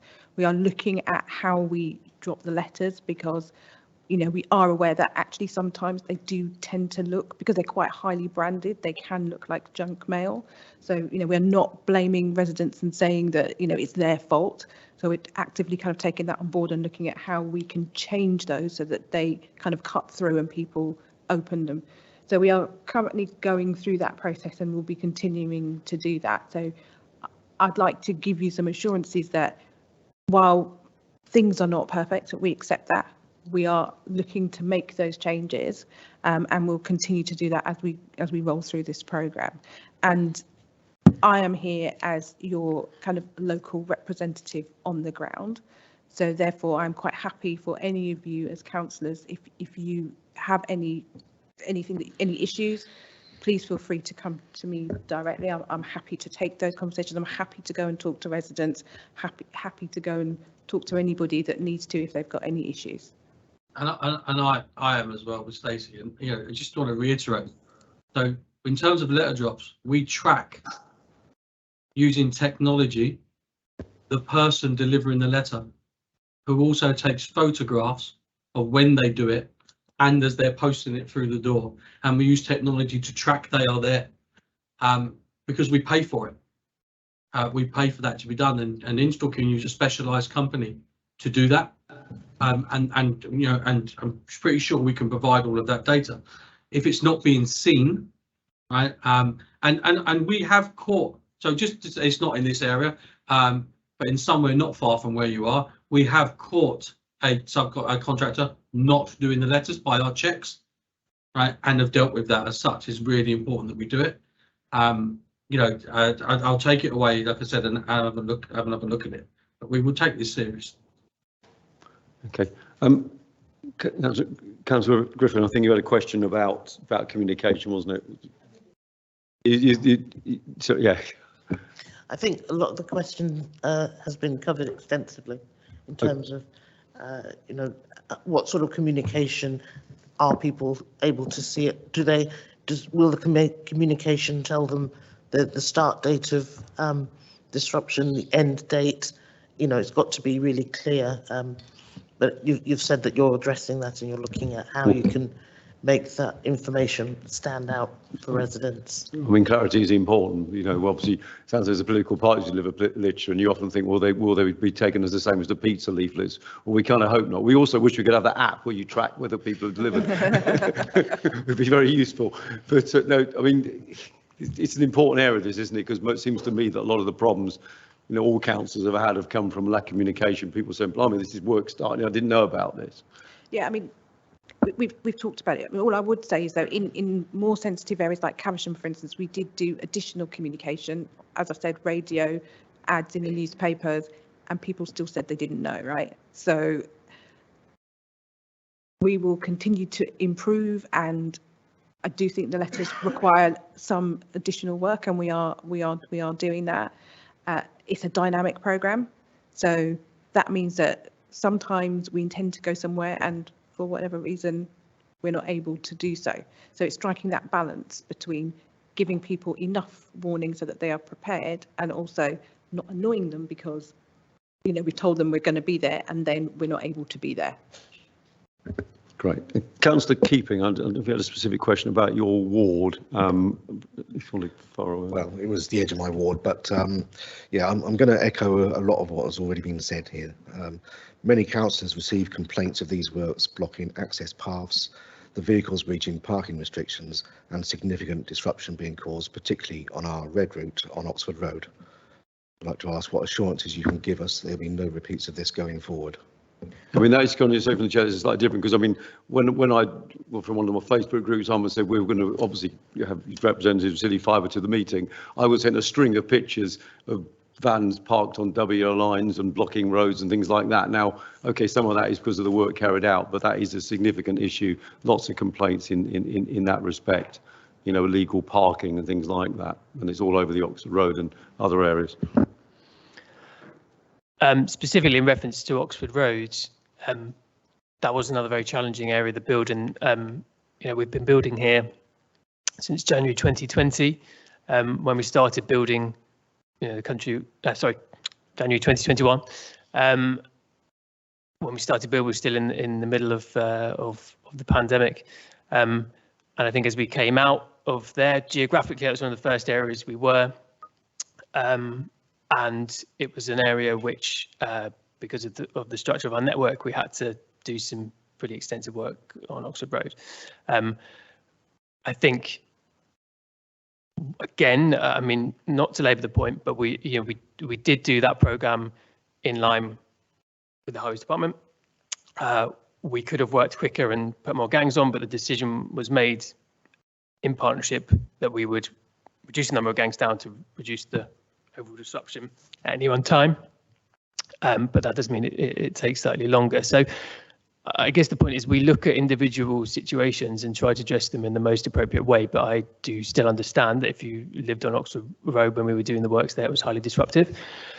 I would say there are also a number of other parallel works that have been on Oxford Road and continue to be on Oxford Road that have also caused disruption, as any of these works do. So I feel like that's in no way pointing any fingers. That's just the fact that that's bad luck in some respects for those residents, that they have been hit by multiple programmes in one go. The works in that area specifically we've completed, so we have no need to come back to the Oxford Road. I don't know if that answers. And what about the illegal parking side? Because I mean, I think there's a separate question that that was raised by Councillor Keeping a Night, and as I said, I've had strings of pictures, double parking on double yellow lines, blocking entrances, things like that. I mean, all of us could probably supply a string of pictures that we've been sent by various residents, and I've got them on my phone here. What's the stance on that? Is that allowed? How do you monitor it with Installcom? I mean, if we monitor it in the same way that we monitor all of our obligations and requirements in terms of things like site setup. They are done under legislation and guidelines that are nationwide, and obviously things like double yellow lines. We should not be parking vans permanently on double yellow lines, and if that is spotted and dealt with, if that is spotted, we will deal with it. If it's raised to us as a complaint, we will deal with it, and we'll speak to that individuals. We can pass them on to you. I think Councillor Lang had a question on this. Yeah, just one quick point, and thank you, Stacey, for clarifying that point earlier about the partnership and that. Yeah, it was just good cop, bad cop tonight. I don't want it to be that the workers that are doing actually on the roads doing it, the people at the pit face end up getting the blame for this, so we're not looking to blame. Yeah, this is a management thing, this is a scheduling thing, this is not enough flexibility in the timetables. All I'm looking for is better communication with the residents. We know there's been mistakes, better signage, just hang it on it, give them a phone number to contact, tell them what you're doing, tell them it'll all be good in the end, blah, blah, blah. That's it, just a simple message like that. Yeah, I think we hear that, and as Stacey said, we're absolutely continually looking at, and that we will take that away as an action point to improve that. And finally, I've got Councillor Page, yours is the lead councillor. I think he wants to make a comment or ask a question. Just thank the representatives from Grain Connect and City Fibre for their attendance this evening. We will be maintaining scrutiny, so I would hope you won't have to be invited again, but we aren't going to be going away in terms of maintaining vigilance. I've got Councillor Terry listed a litany of streets in her ward. I'm going to pick up on one in my ward, and you won't necessarily be able to answer the question tonight because it involves works you have done, but works you are proposing to do. And you referenced the sensitivity of conservation areas. Jessie Terrace in my ward, just off Castle Hill, was the subject of a long email to Stacey on the 11th of March with referencing works that you'd done in Jessie Terrace, in the pavement and the road, and also in installing new poles. Fine, we thought that was it. Only yesterday we received notification from Luke Massey, one of Sam's colleagues, that not only are more works scheduled for Jessie Terrace, it's going to be closed off at the end of this month, between the 27th of July and the 2nd of August, for works to the pavement and to the highway. Now, you've already been to Jessie Terrace, and I know that local residents will be well teed off at the fact that a second major visit involving a road closure at the junction with Castle Hill and inconvenience. So I'm not asking you to answer it tonight, but I put you on notice that there will be a blowback from local residents in Jessie Terrace. Quite rightly, you've already been there once, you've caused inconvenience. The inconvenience was the subject of a complaint. One of our street care highway officers also was about to fail the works in neighbouring Baker Street because of lack of signage, again documented. And I referenced the email of the 11th of March to Stacey. So I would be grateful, you don't have to explain tonight, I don't expect you to carry street by street information, but ahead of those works in Jessie Terrace in a conservation area, I would ask for a full briefing in advance and more than the perfunctory letter that you normally send out to local residents. Thank you, Chair. More than happy to take that away and provide specific detail. You are right, I do not have encyclopedic knowledge to that level, so I'm more than happy to take that away, Councillor. Okay. Well, look, I think everybody's had a chance to ask questions, and look, thanks very much for coming along, both obviously in person, obviously those online. I mean, I think you can see this feeling of the meeting that you know there are some ongoing problems with this, and obviously we heard that Grain Connect are about to arrive in East Reading, and I hope obviously that Peter has probably taken note of that, and you know, of some of the comments made by councillors as well. And as Councillor Page said, you know, we'll obviously keep monitoring this work, and you know, maybe that in the future session of this committee you can come back, you know, hopefully when the work's complete, and you know we can repeat, you know, report on it. So thanks very much for attending tonight, and you know, look, thank you for inviting us to attend.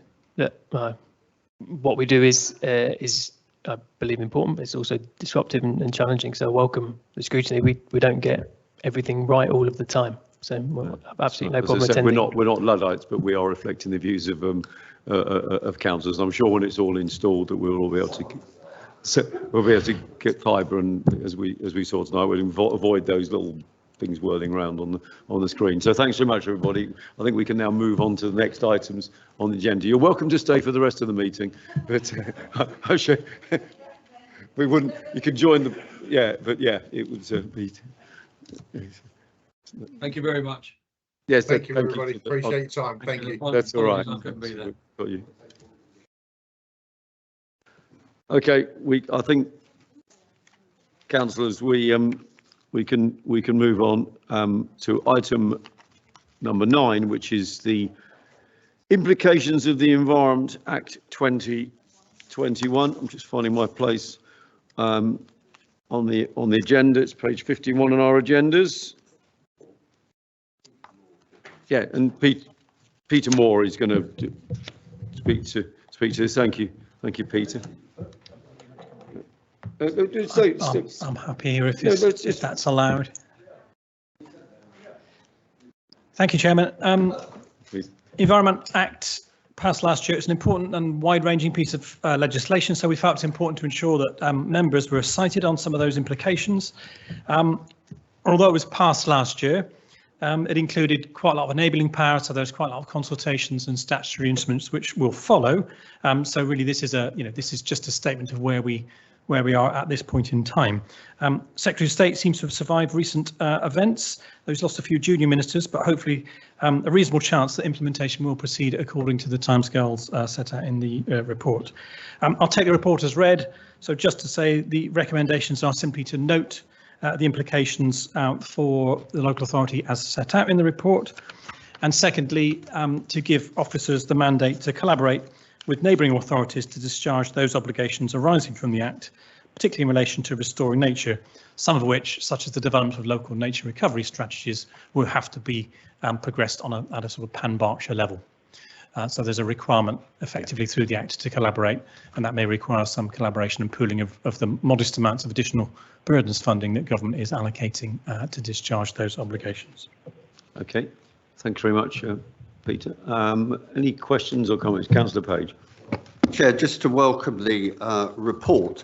There's a lot of good stuff in the legislation, but passing legislation is the relatively easy bit. It's resourcing it at national and local level to give effect that is important.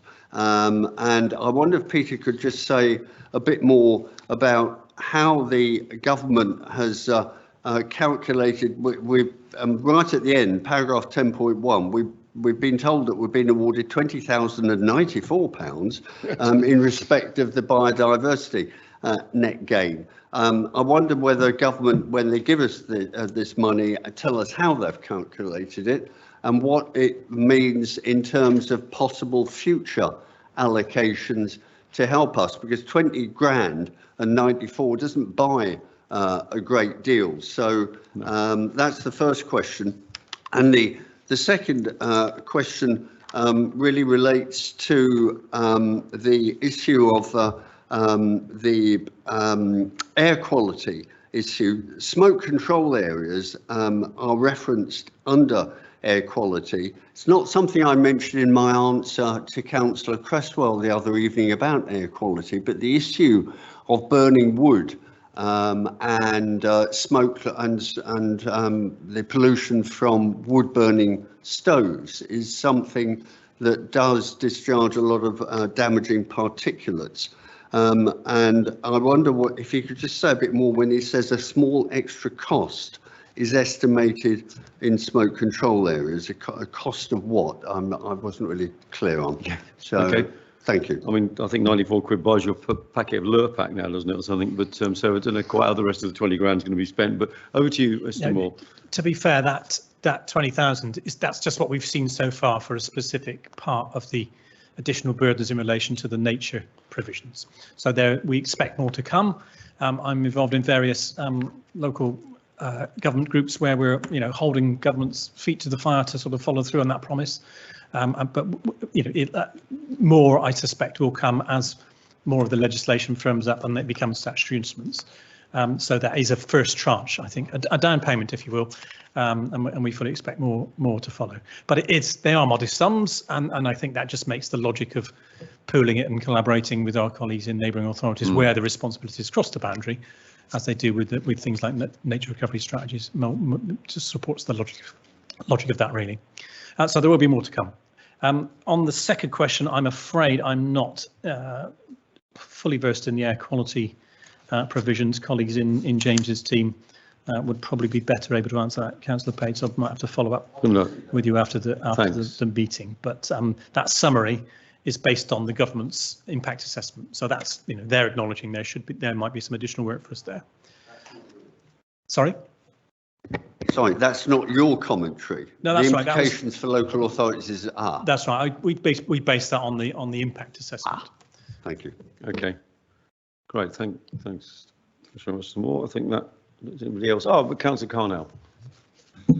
Thank you, Chairman. There's a lot in this act that we should be grateful for. I'd like to pick up on last comment on page 57 about the collection of recyclable waste. I think it's to be applauded that every authority has to collect the same recyclable waste. It creates a lot of confusion up and down the country as you cross a border without realising. I will ask where are we at with curbside glass recycling, curbside glass collections? Gosh, that's a good question. I'm afraid I don't have the answer to my fingertips. The waste issues tend to be reported to HNL. And as we've said in this report, so we've tried to sort of recover the whole canvas of the Act in this report, but HNL is where the waste issues will generally be covered in detail. I don't know if any colleagues are better informed than me about the status of the glass Councillor Page, you want to briefly say something? The Chair, as one of the two members of the RE3 Waste Board that actually met this morning in Wokingham, it is something that we are collectively looking at, but this is a sort of chicken and egg because the government is reviewing the position and has consulted, and there's clearly no point in us taking any decisions locally ahead of the government pronouncing on the issue. So we've been lobbying the government nationally to get a move on this front. Can I just give colleagues also an early heads up that we decided this morning to arrange individual briefings on our recycling initiatives, the booking system at Smallmead and at Longshot, and a range of other issues. And all colleagues will be invited to a briefing which is probably going to be held at 5 p.m. on the 12th of September. Which is, I think, the Monday. But that's to be confirmed. Anyway, there will be a presentation and update covering curbside recycling and all the other things that are of interest to members locally. Hot off the press, Councillor Terry. Chair, I was only going to just be helpful to Councillor Cannell. I think Councillor Dale Barnett-Ward gave a very detailed response to a question about grassroots recycling at a recent council meeting. Maybe a couple ago, but nothing has changed because we're waiting for the government to decide about what it's going to do about the return schemes and things, which would cause real problems if we introduce glass waste collections and there's nothing there because they take them all back to the shops. Yeah. Yeah, but thank you for raising that, Councillor. It's sickening, but okay, I think so. Right, okay. Now I don't see anything else indicating. So, councillors, are we? Oh, no. Is it Councillor? Thank you, Chair. Thank you, Councillor Page. It was just in reference to the report coming back for the R3 pre-booking schemes. Obviously, there are some councillors that do wish to go back to a tip and go, so I hope that can be mentioned. Indeed. I'd like that to be minuted. Thank you. You can minute your desire. I think anarchy is the other way of describing that system. Yes. Right. I think we can now go to the recommended actions. 2.1 is noted and 2.2 about the collaboration with other authorities. All agree, councillors? Thank you, Mr. Moore, for coming along to talk about that. And you've got the next one, which is the update on the council's low carbon capital investment programme. Thank you, Chair. Thanks, Councillor Page, for sparing Agenda my item 10. I always rely on Councillor Page to know more than his officers about any given subject, so thank you. Yeah, this report is mine, and this time last year, members may recall, I brought a report to SEPT seeking approval to spend against the programme, our 7 million programme of low carbon capital investment, really focused on our corporate assets, and that programme was set out in an appendix to that report. And as that report made clear at the time, that was never our intention for that to be a picketed aspect. You know, we expected projects to come in and out of the project, in and out of the programme as feasibility or business cases suggested, and new projects potentially to be brought in as opportunities arose. So it was a deliberately sort of broad remit with appropriate delegations to agree variations within it.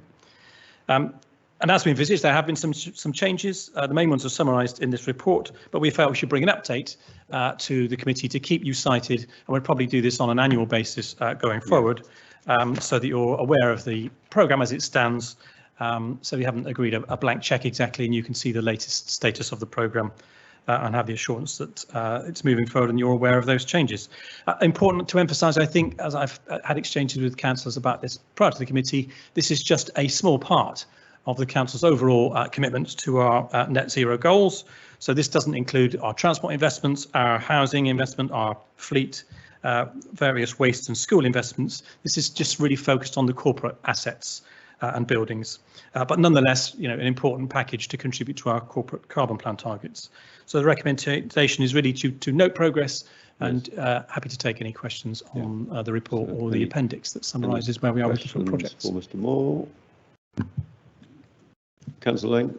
Yeah, I was just going to make a comment that it may only be a small part in the overall sort of like carbon reduction, but what it does, it sets a precedent, and you know, if the local council's carrying it out, solar panel for EV charging points for our council vehicles, and it, of course we can then through the planning system encourage developers to carry out these policies themselves.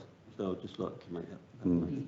Absolutely, the leadership by example is really important, and I think we've got a very good story to tell. And we're telling it. We've invited to contribute a few case studies to some national publications and initiatives recently, and we make sure that we take those opportunities. So it's a really important point. Thank you. Great. Okay. Don't see anybody else indicating. We're asked to note the report as duly noted, and thanks very much, Mr. Moore, for your attendance. 2 items. Excellent.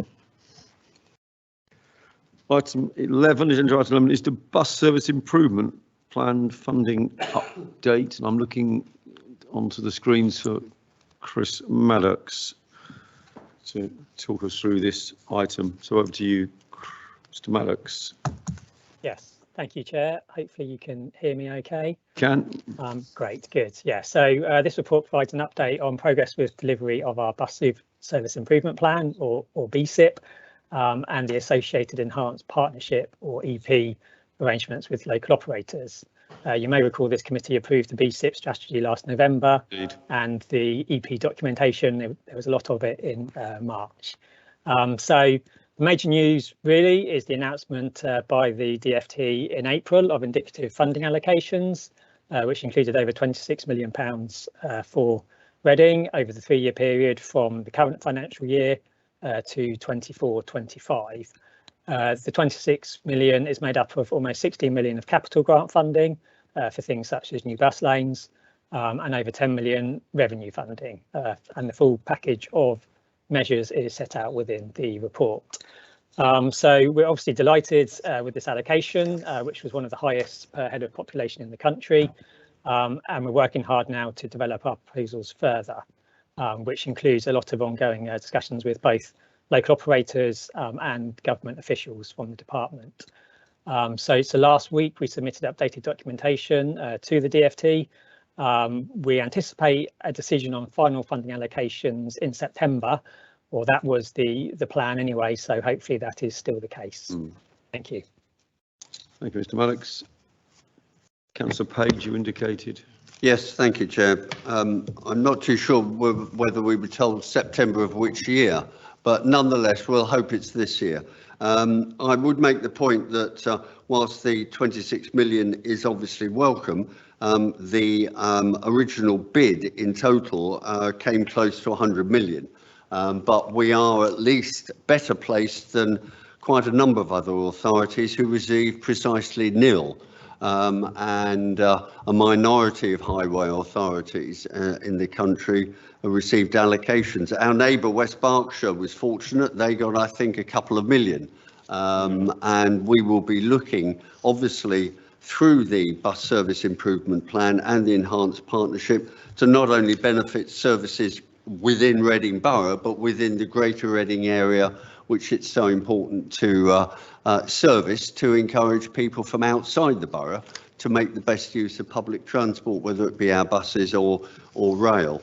The other slightly regrettable feature is that even though, as said in paragraph 1.1, the funding allocations are now down to a 3-year period, it's self-evident that if approval doesn't come until September of this year, that's already half the year gone. So effectively, we're talking about a 2.5-year period at best.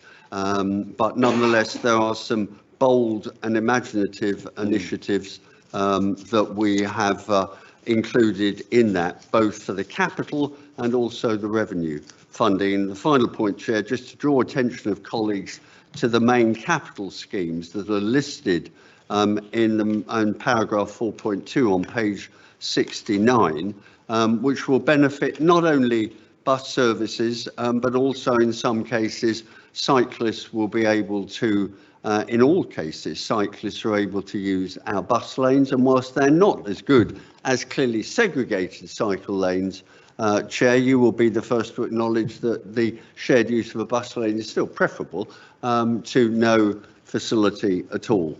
So I'm looking forward to the civil servants finally giving the go-ahead, and I'd also like to put on record my thanks to Chris Maddox, Steve Wise and a number of other colleagues in the authority who've spent a great deal of time not only developing a very comprehensive, impressive improvement plan, but also in the subsequent negotiations, and we look forward to finally actually getting on with the work on delivering them rather than having to negotiate with the DfT and officials. Thank you. Thank you, Councillor Page. Councillor Carnell, you indicate. Thank you, Chairman. Well, firstly, I say I applaud this grant. I'm sure, despite a little local difficulty this week, central government will pay up in September. Just a bit, yeah. There's a local difficulty. The Councillor Page said about improving the bus service for not just Reading Borough, but the greater Reading area. But I don't see anything in this improvement plan to benefit north of the river. I regularly hear, and I'm sure colleagues in other wards around Caversham hear complaints of an infrequent service or no service at all. So can we look in future for improving the service north of the river, please? Mr.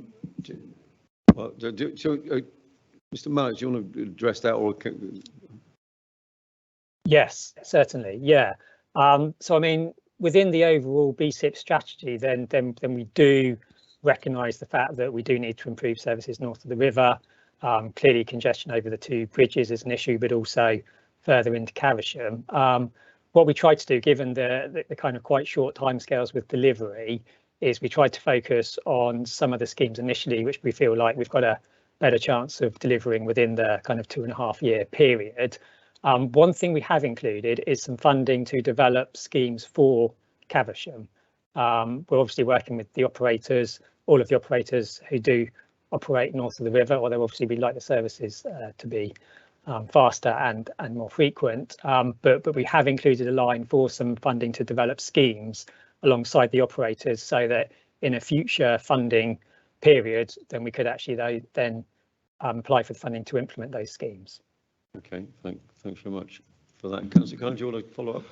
Yes, thank you for that. If it's possible, and I'm quite happy with a written response, would you be able to give me sort of an update and a bit more detail on the Caversham schemes? Thank you. Yeah, of course. Okay, thanks. Councillor Lang, you indicated. Yeah, just a quick comment. Appendix 4.7, in addition to the fares initiative, blah, blah. It says SWEVOICE enhancements, but anyway, it's service enhancements to the South Reading number 9 bus. You know, anything that comes to our services is greatly valued. The service it's not only valued, it's essential. And I think, remember, if I'm correct, pre-COVID times, it was the second most used route, and I believe it was the most used night route. So we know that we can't cross-subsidise routes, so maybe if more people north of the river use the buses, and maybe we could increase the services, but that's just a personal comment. Thank you. Indeed. Right. Nobody else indicating. Yeah, thanks, Josh. Mr. Mullocks for presenting this. We're asked to note the recommendations and the ongoing discussions. I mean, I hope the next time, obviously, this comes to the committee, that, as Councillor Page said, there will be some actual progress, and we can note that we're moving on a bit quicker than are at the moment. But nonetheless, it is good news, and that we've got the 26 million in recognition, obviously, of the work of the officers, and also the excellent bus service that we have in the town and outside as well. Okay, so we are happy to note the report, councillors. Thank you. Okay, great. So move on to the agenda item 12, which is obviously the strategic transport schemes update, and over to Mr. Mullocks again to introduce this report. Yes, thank you, Chair. Yeah, so this is the regular report that comes to this committee to provide an update on progress with our current programme of schemes. There's quite a few there. So just picking out a couple of highlights. So another piece of good news in the fact that we secured 1.3 million grant funding from tranche 3 of the Active Travel Fund. And you'll recall this is for the scheme on the Bath Road. The scheme consists of mainly segregated cycle facilities and pedestrian enhancements as well, between the town centre over the IGR to the junction with Berkeley Avenue.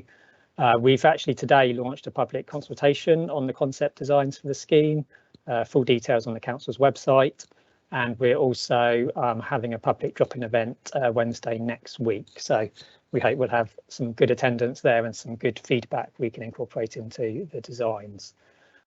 Just one more in terms of highlights. So Green Park Station in South Reading. So we're nearing completion of the main construction works, which is obviously a major milestone in the scheme. Next stage is to work with colleagues at both GWR and Network Rail. There's quite a long railway process around testing, sign off of all of the various aspects of the station, but we're obviously going to work with both those organisations and also the DFT to hopefully complete that process as soon as possible, although we do anticipate that's going to probably take until towards the end of the year until the station can be finally open, but we're obviously looking forward to that very much indeed. So yeah, there's lots of other progress on different schemes as set out within the report. Thank you. Very busy period for your team. Any councillors want to comment on this? Particularly welcome actually from the chair the Bath Road scheme, which largely goes through Coldy Wold, and I know there is say, the initial consultation ahead of more formal consultations. I think a few of us will be attending your first get-together next Wednesday, but Councillor Page. Chair, I just wanted to update on page 79, there's the reference to the moving traffic enforcement, which is very welcome. Reading, as is mentioned, is one of only a dozen authorities to apply. The statutory instrument has now been laid and comes into effect, I think, at the end of this month. So we will then be in a position, along with the other authorities, which includes our neighbouring Hampshire, to take forward the enforcement in the borough. It won't obviously be rolled out immediately across the borough, but we have a priority list that we've already indicated to the DFT, and those are summarised in paragraph 4.29. Thank you, Chair. Yes, thanks for drawing attention to that. It's a very important development. Okay, don't somebody else indicating. Thanks very much, Mr. Maddox, for your for presenting that. We've got a recommended action to note the progress made on 2.1 and to note the award of 1.3 million capital grant, which we referred to for the Bath Road scheme. So are we happy to note those, committee? Agreed. Okay. So moving swiftly on to agenda item 13, which is an employment and skills plans and information report on recovery programs. And I believe we got Sue Brackley, who's online to present this. Hello, Sue. Over to you. Hello. Hello. Thank you, Chair. So I'm here to present this information report, which outlines progress made on our Section 106 delivery employment and skills plans. That's over the period from November 2020 to May this year, which, as you'll all know, is very much focused around delivery that was happening through a lot of lockdowns and a lot of uncertainty with school openings, school closures, and helping really where we thought we could make the most in terms of good interventions, given the current climates that we were facing at the time and the kinds of outputs that we've managed to achieve. So we're asking the committee to look at the information report and to basically welcome the outputs that we are reporting on, and then to look at proposals for us to bring forward to November committee, to November SEPT, yes, the next programme outline for delivery, and that will give us time to actually work in what the council and other partners are doing in terms of UK Share Prosperity funds, potentially levelling up fund money, things like Multiply, and of course our own programme around social inclusion. So that's the outline. There are some very good outcomes that have been delivered working with developers, and the report actually makes the distinction between the ones we've delivered with 4 or 5 key developers over the last 18 months, yes, and then also the programmes that we've delivered through the financial contributions that we've received as well from developers, where we've been able to deliver things like job fairs, wellness events for staff in the town centre, and indeed we're working now on a supported employment event for a little bit later in the summer. Okay. So I hope that's enough of an overview. Yeah, no, Please do ask any questions. Yeah, Councillor Halsey-Smith.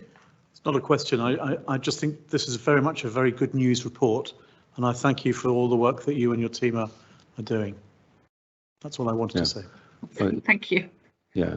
Well, indeed. I mean, this is obviously an excellent, very creative use of Section 106 contributions into a really important area. And I think when we were talking earlier about this really is levelling up actually in a ground level, if I could use that analogy, because this is getting people and matching their skills into employment. It's very, very important. So we look forward to being updated on this in November. But Councillor Leng, you indicated. This was first mentioned to me back in, I think, around about 2019 by Councillor Terry when we first come up, sort of like the initial idea, wasn't it? I remember you mentioning this. Yes, similar. And I'd just like to say this morning I went to, I'll get there in the end, bear with me. This morning I went to the opening of the Green Park Primary Academy. Yeah, it couldn't open officially because of COVID, and anyway we all sat around met all the dignitaries, and obviously Councillor Leng was thanked for his outstanding work he'd put into it over the years. Well, of course, I didn't put anything into it because I've only just become lead. So I went up to the chief exec afterwards and apologised and said it was Councillor Page. Anyway, as ever. Yeah. And this actually falls under my portfolio now, I think. And this is one I would like to lay claim to because it's brilliant. This was levelling up before it became a thing. You know, you've only got to look at the numbers involved, the feedback from Youth Farringdon School, JMA. Youth Farringdon was my kids' old school, by the way.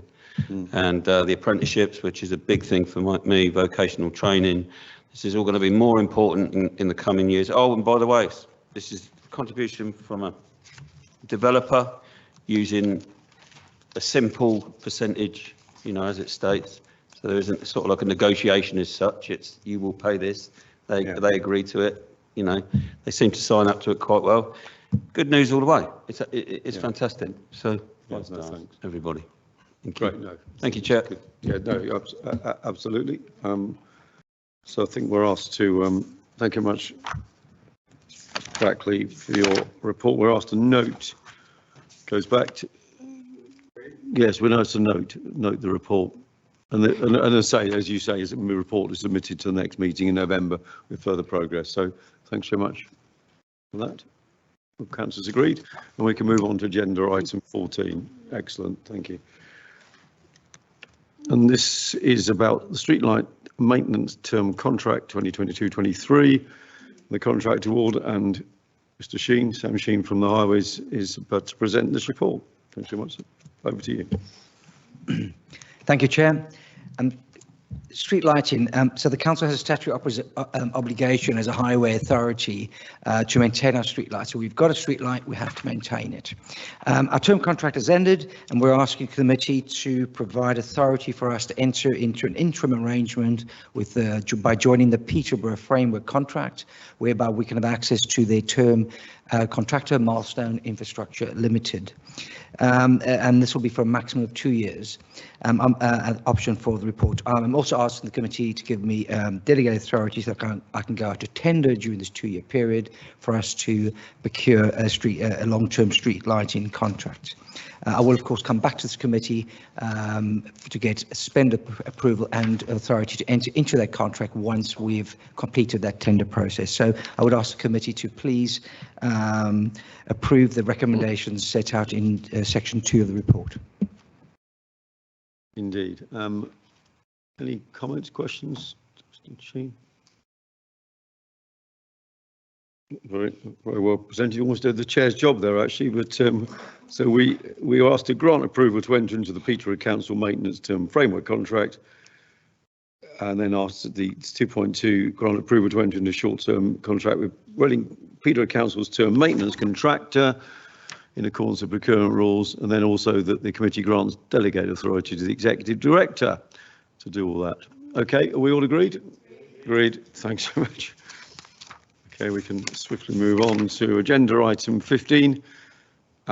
It's the allocation of section 106 funding for transport and highway schemes 2022-23. This 106 funding is excellent. Pays for a lot. Mr. Sheen, you're going to present this. Thank you, Chair. Okay, so the report is to obtain a spend approval for transport and highways capital section 106 funding, which is just over £1.39 million. Please note that some of these schemes will require a separate and additional and external capital funding sources, for example, the LEP. The capital programme will be running and covering a period of 2022 to 25. The report allocates section 106 contributions received but have not yet been committed. The section 106 contributions are set out in Appendix 1 of this report. Please note that the terms and conditions of individual section 106 contributions are closely fettered and limit the choice of where the money can be spent. I would ask that the committee approve the recommendations set out in section 2 of the report. Thank you. Okay, looking around, any comments or questions, Mr. Sheen?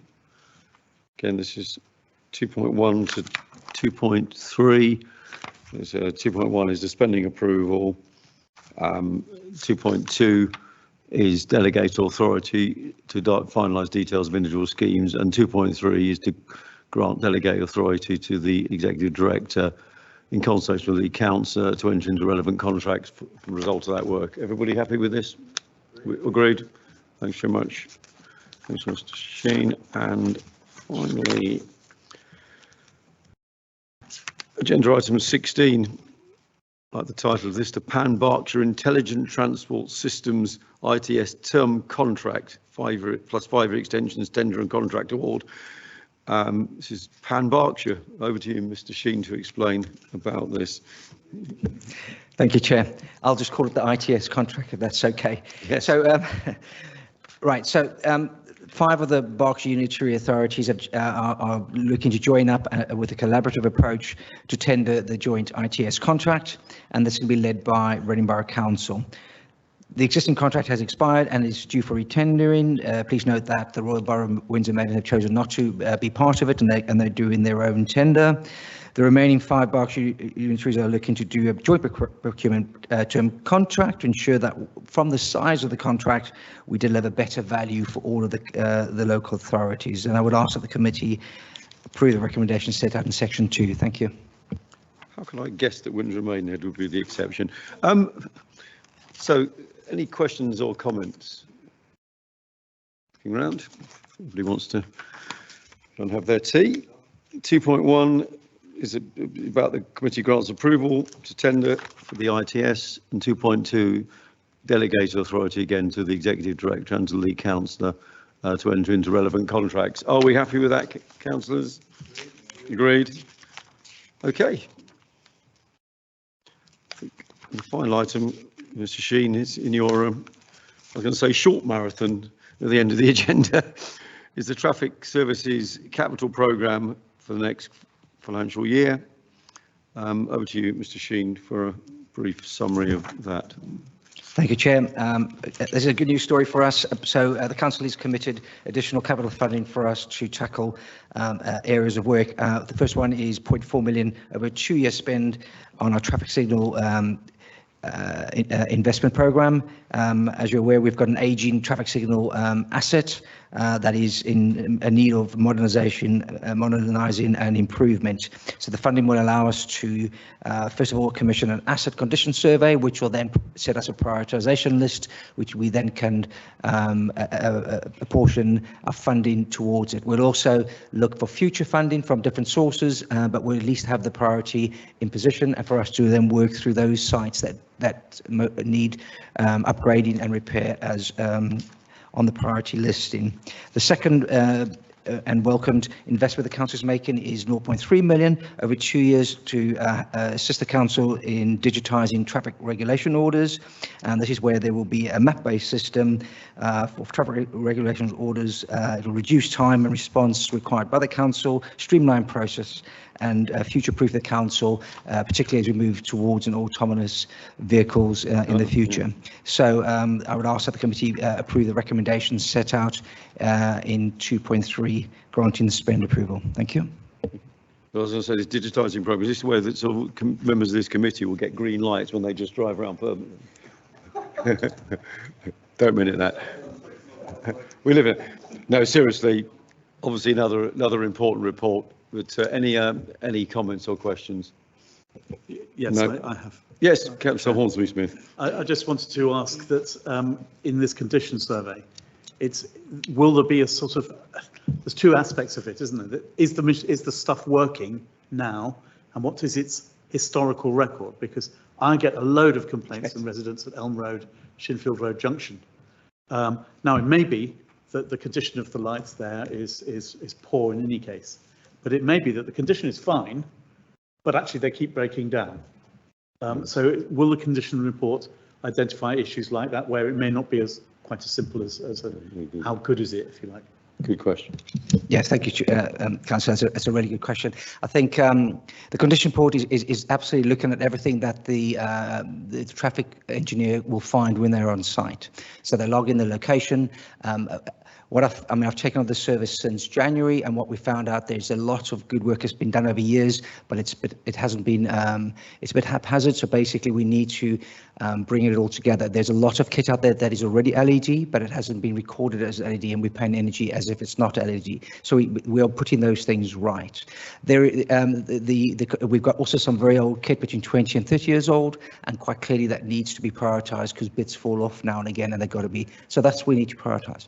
But there is something else that's going on as well. We've also got an antiquated mosaic system, which is the standalone intelligent bit that where all the information goes through. That's going to be upgraded to a modern system, and that will then improve the problems that you talk about. So we are also moving to radar survey, so we can do away from the loops that are in the road. They often get dug up by utility companies, or when the road ruts because of heavy traffic use, they get damaged. So the idea is that we're going to be going to a smarter way of working, linking the data together, but as part of the whole process, I'll make sure that our back office systems are correct and they're updated and they are ready for the future.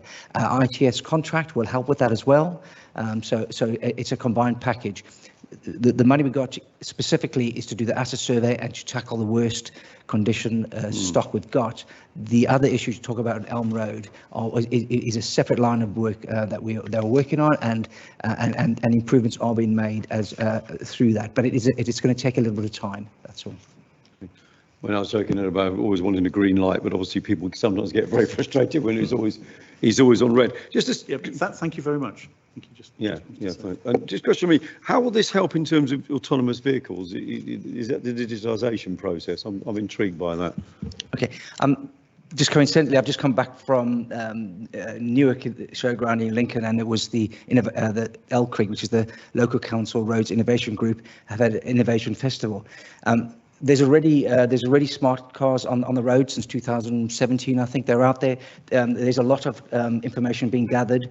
I've spoke to one of the providers that already knows the condition of all my roads. They've never resurfaced them just from the information coming from cars. So there's a lot of sensors going out on the network, where it's winter maintenance, gully sensors. There are sensors for counting traffic, counting pedestrians, cyclists, and what we're looking to is have a standard approach that we can gather all this information. There's a lot of talk from the government that there's open data and we should be sharing information from different sources. And what we should be doing is then how we use this data correctly. And so, yes, they will be interconnected. It's already interconnected. We just don't know really, as a council and many councils, we don't know how to use it correctly at this point in time. But it's a journey we're on, and it's something that is coming. A lot of this automated information that's coming from the new motor vehicles is already being collated by the big companies and to help us. And there was a stand from the DFT on autonomous vehicles, and that's closer than we think. Within the next 5 years, it's going to be on our streets. So there's a lot of this intelligent technology work going on, and we certainly want to be part of that. Yeah, I can feel a future presentation to this committee. I can't wait. Coming along. You can't wait. Well, it's fascinating. Look. Okay, well, look, finally here, I mean, thanks so much, Mr. Sheen. We've got a grant, 2.1, grant spend approval for the 0.4 million, spend approval for the council's 0.3 million, 2.2, and give delegated authority 2.3 to the Assistant Director and to lead councillor to enter relevant contracts. We all agree with that? Agreed. Okay, with that, I think we can call this meeting to a close, and thank you, Mr. Sheen, for presenting those last reports. Okay.